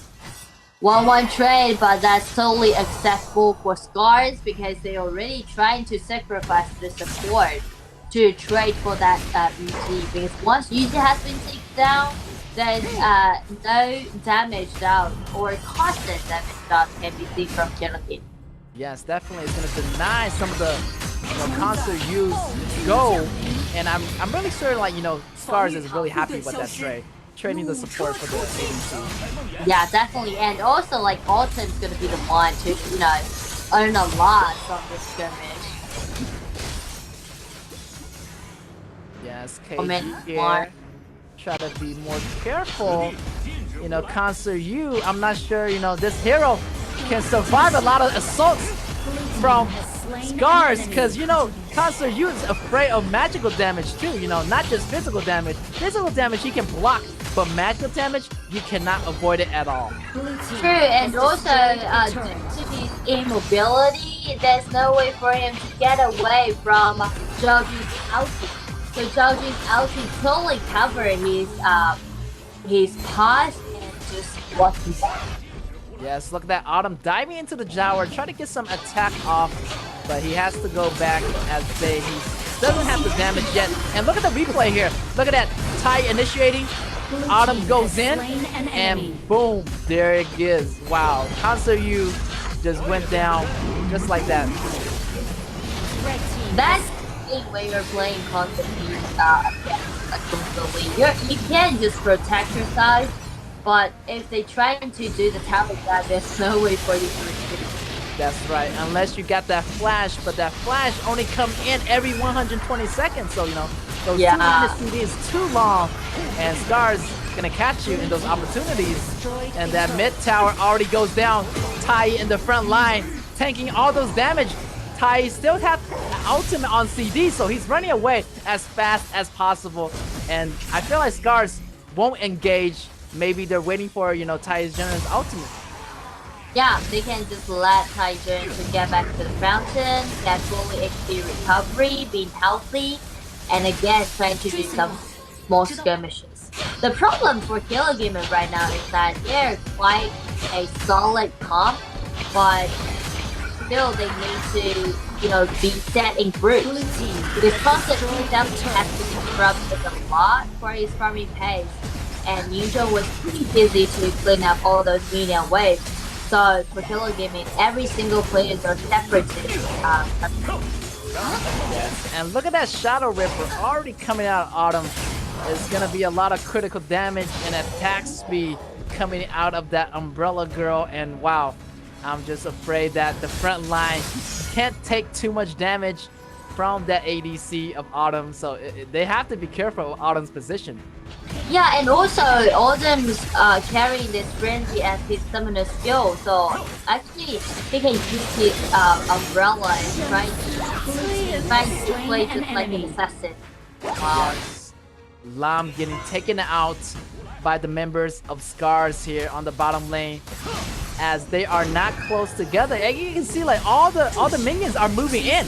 There's always blue spots on the mini map, and that means, you know, Scars have the map control that they needed, you know, in order to end the game here. But they do not want to be too rushed They want to be slow and steady, try to get those overlords, try to get those tyrants as much as possible before engaging in those final team fights. Great. And I would say like both games both matchups that we saw so far from these two teams, Game always try to play safely, and once you always want to play safely and you get really into that kind of safe position, safe mindset, it will let you to be a little bit afraid to act, to take some actions. So Game is trying to giving up a lot of resources, hand it over to Guard, so let Guard just lead the game.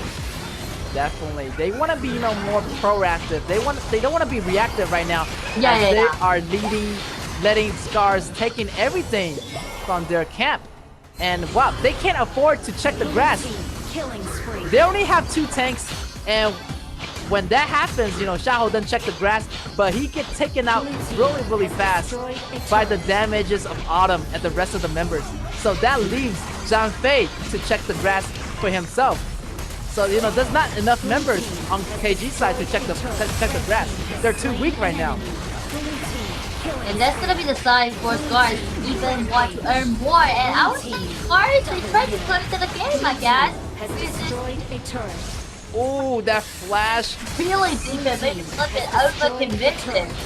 Yes, but the waves is really hard for Game to clean that off, and Monster just being really weak. There's no way for him to get another kill. Nice ulti, but the crystal has been explosive. Game 2, victory goes over to Scars. Yo, congratulations to Scars once again for taking that round, and wow, that's a clear 2-0. Congratulations to Scars, and wow, definitely they have the better synergy versus KG. On the other side, they need to have a little bit more teamwork to work with.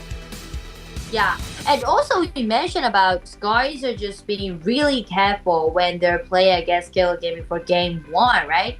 They're trying to testify the limit, testify the potential, testify the competing levels for their enemies.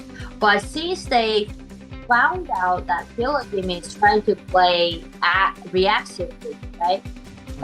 They just go for this kind of aggressive comp and try to constantly gain more stuff and just don't go the game.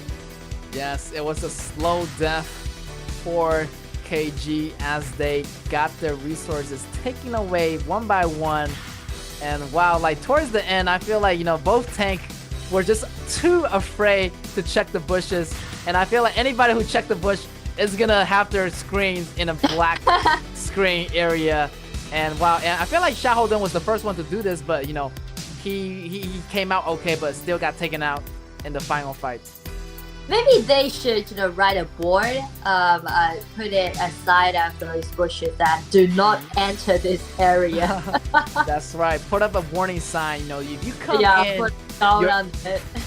If you come in, your HP is gonna get shredded, and you are in no condition to fight anymore. And that Zhang Fei ability, the ultimate, is gonna be forced out anyway. So they need to, time their ultimate more carefully. But Autumn was just way ahead against Concert U, so they can't do nothing about that towards the final fight. Yeah, I totally agree with you. Like Autumn's all mechanics, and he just really outplayed the game by using this Ghost Lead. Wow, Autumn, he has to be my favorite shooter so far. And so far, I feel like Autumn and Sadness, they have to be on the MVP for the first day. Yeah, definitely.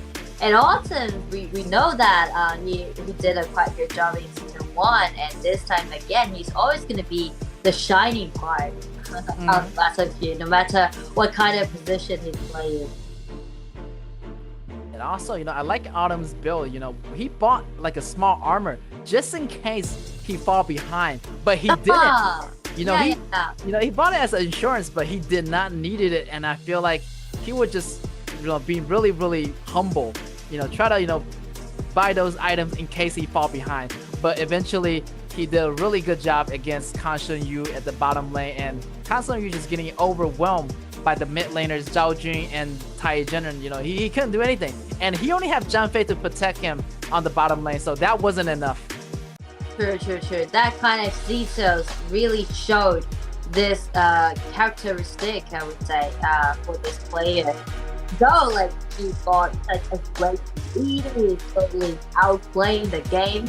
Still, he's trying to, you know, get a little bit more cautious and buy him the endurance. Definitely. It's going to be your MVP for this round. It's going to be Autumn, no doubt, right there. Applying so much pressure right here on Kanseryu. Kanseryu, you know, forced out that flash, using that ultimate, still couldn't save his own life. So definitely great job to Autumn here on that solo kill and those kills by his teammates too. And you know, from Kanseryu's side, I would say this game was really suffering. He suffered a lot throughout the whole game. During the laning phase, he was constantly being put under pressure by Autumn and bought by that gang done by Zhao Jun. And also, Kanseryu needs time to warm up, but it hasn't been when the game comes to an end. So it's still too early for Kanseryu to stand up. Definitely. Kanseryu definitely is going to be really item dependent towards those late game. So without those items, you know, he's not going to be that useful towards the late game, you know. Then Scars saw that as an opportunity and they just ended the game just like that. What a great success by Scars here on the first day of the competition. Yeah. And I'll say, so far in day one, all games end up with a 2-0 again, right? Just like what happened in season 1. I thought like this time we would see something different, maybe a tie for the first day.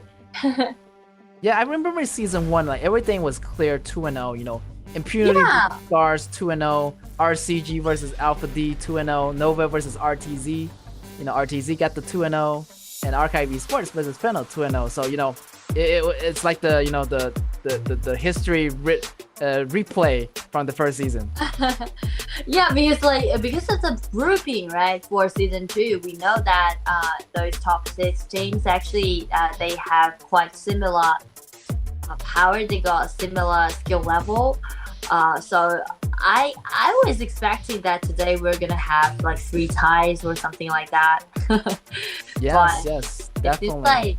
It seems like it just ended up with a 2-0. Yeah, totally not what I expected. You know, I was, you know, same as you, Nora, expecting there's gonna be some toe-to-toe battles and maybe some ties here and there. But it seems like, you know, in the first day it was a 2-0. So definitely the losing team definitely need to practice more, and the winning team are actually, you know, doing really nicely. Maybe it's the new players, but I'm not sure. Maybe they have more teamwork or more synergy to work on. Yeah, new players can be seen so many times so far in day 2. And when we're talking about new players and also like new teams, tomorrow is gonna be the matchup day for Group B.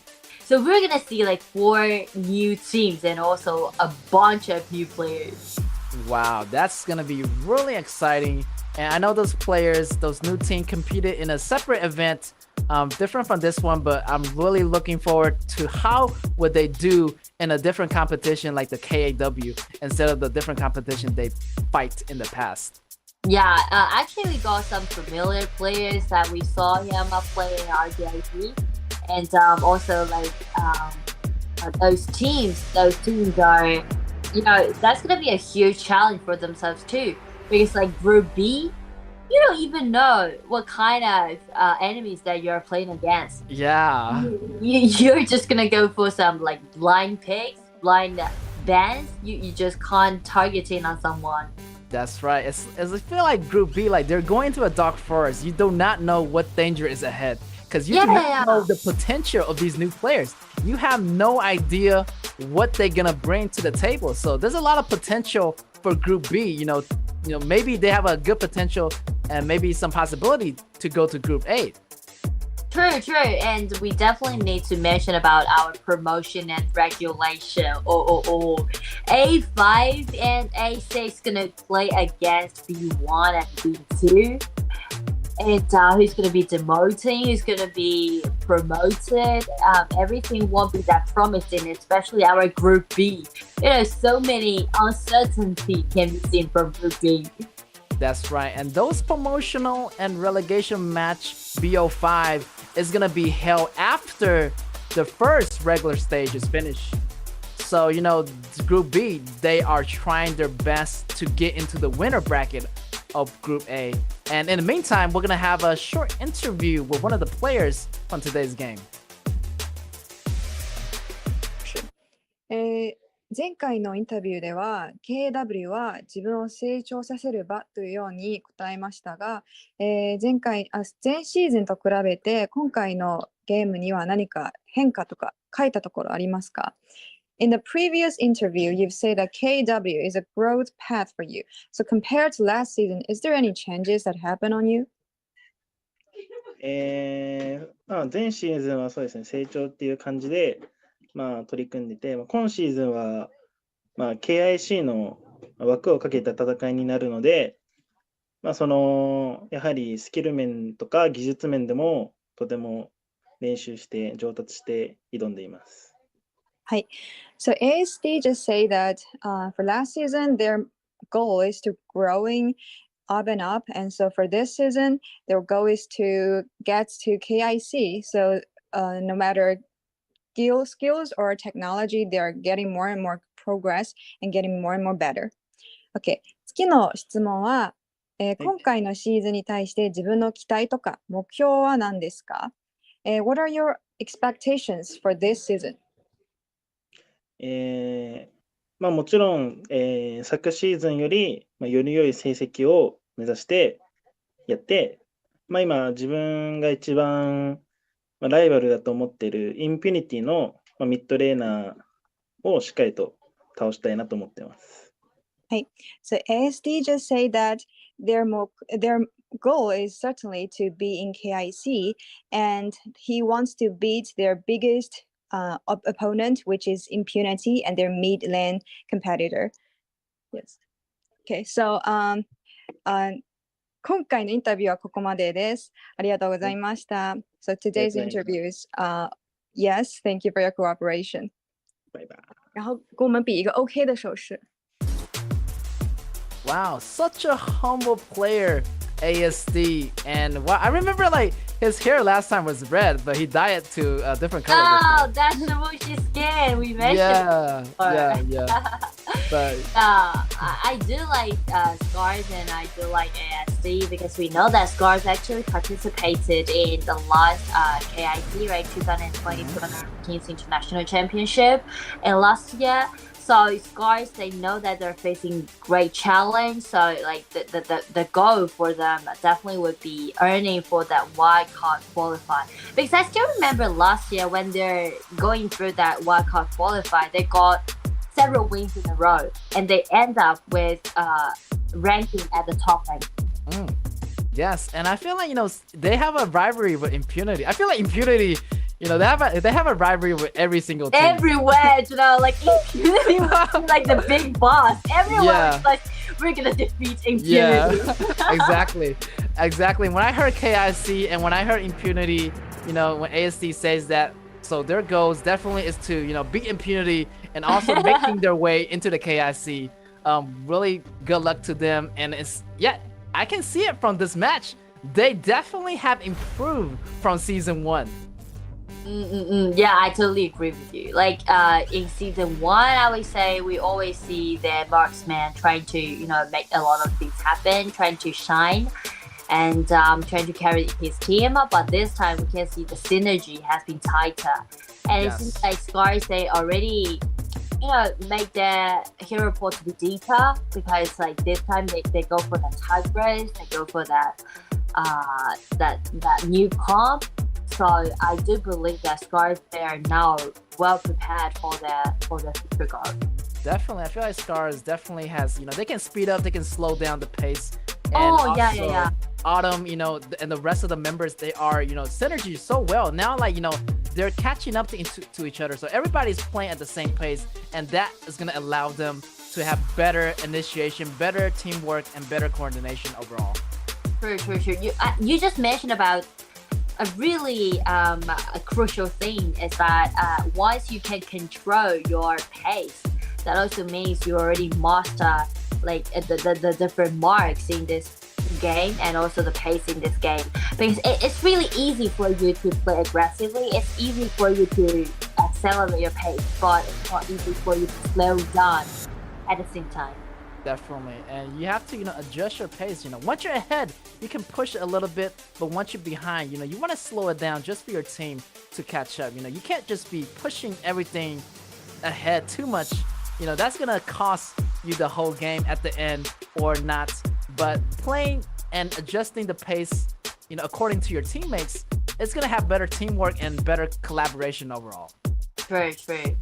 And today's game, again, it all ends up with a clean 2-0 Nova, 2-0 defeat Impunity, and RTZ 0-2 lost their game against RCG, and the last game, Scars win against KAW Gaming with a 2-0. Wow, what a fantastic day. Already, you can see the top team from Group A competing here, and those top 3 spots is gonna be Nova, Scars, and RCG. Wow, don't worry, the bottom 3 teams still have their chance to come back up. So yeah, I'm just looking forward to those days in these coming weeks for them to go back there. And here's the MVP rank, and here's your favorite players, right? Autumn and Sadness. Yes, I feel like Sadness is more sad than Autumn. Yeah, I agree with you. It's just like Sadness after, if you do have like being the top side of the rank, yeah, definitely with the MVPs, they're gonna be, turning that frown upside down. They're gonna be less serious and you're gonna enjoy their match even more. Yeah, and tomorrow we definitely need to mention about tomorrow's matchups. We will still have like 3 matchups. The first gonna be M&H play against Fano, our brand, and Lock play against BSE, and DE play against PE. That's gonna be 4 new teams to show off for the very first time in our KAW. Wow, so stay tuned, and wow, there's a lot in store for you guys tomorrow. So be there or be square. And yeah, that's all for me today. I'm your caster, Get. Your caster, Nora. See you guys tomorrow. See you guys tomorrow.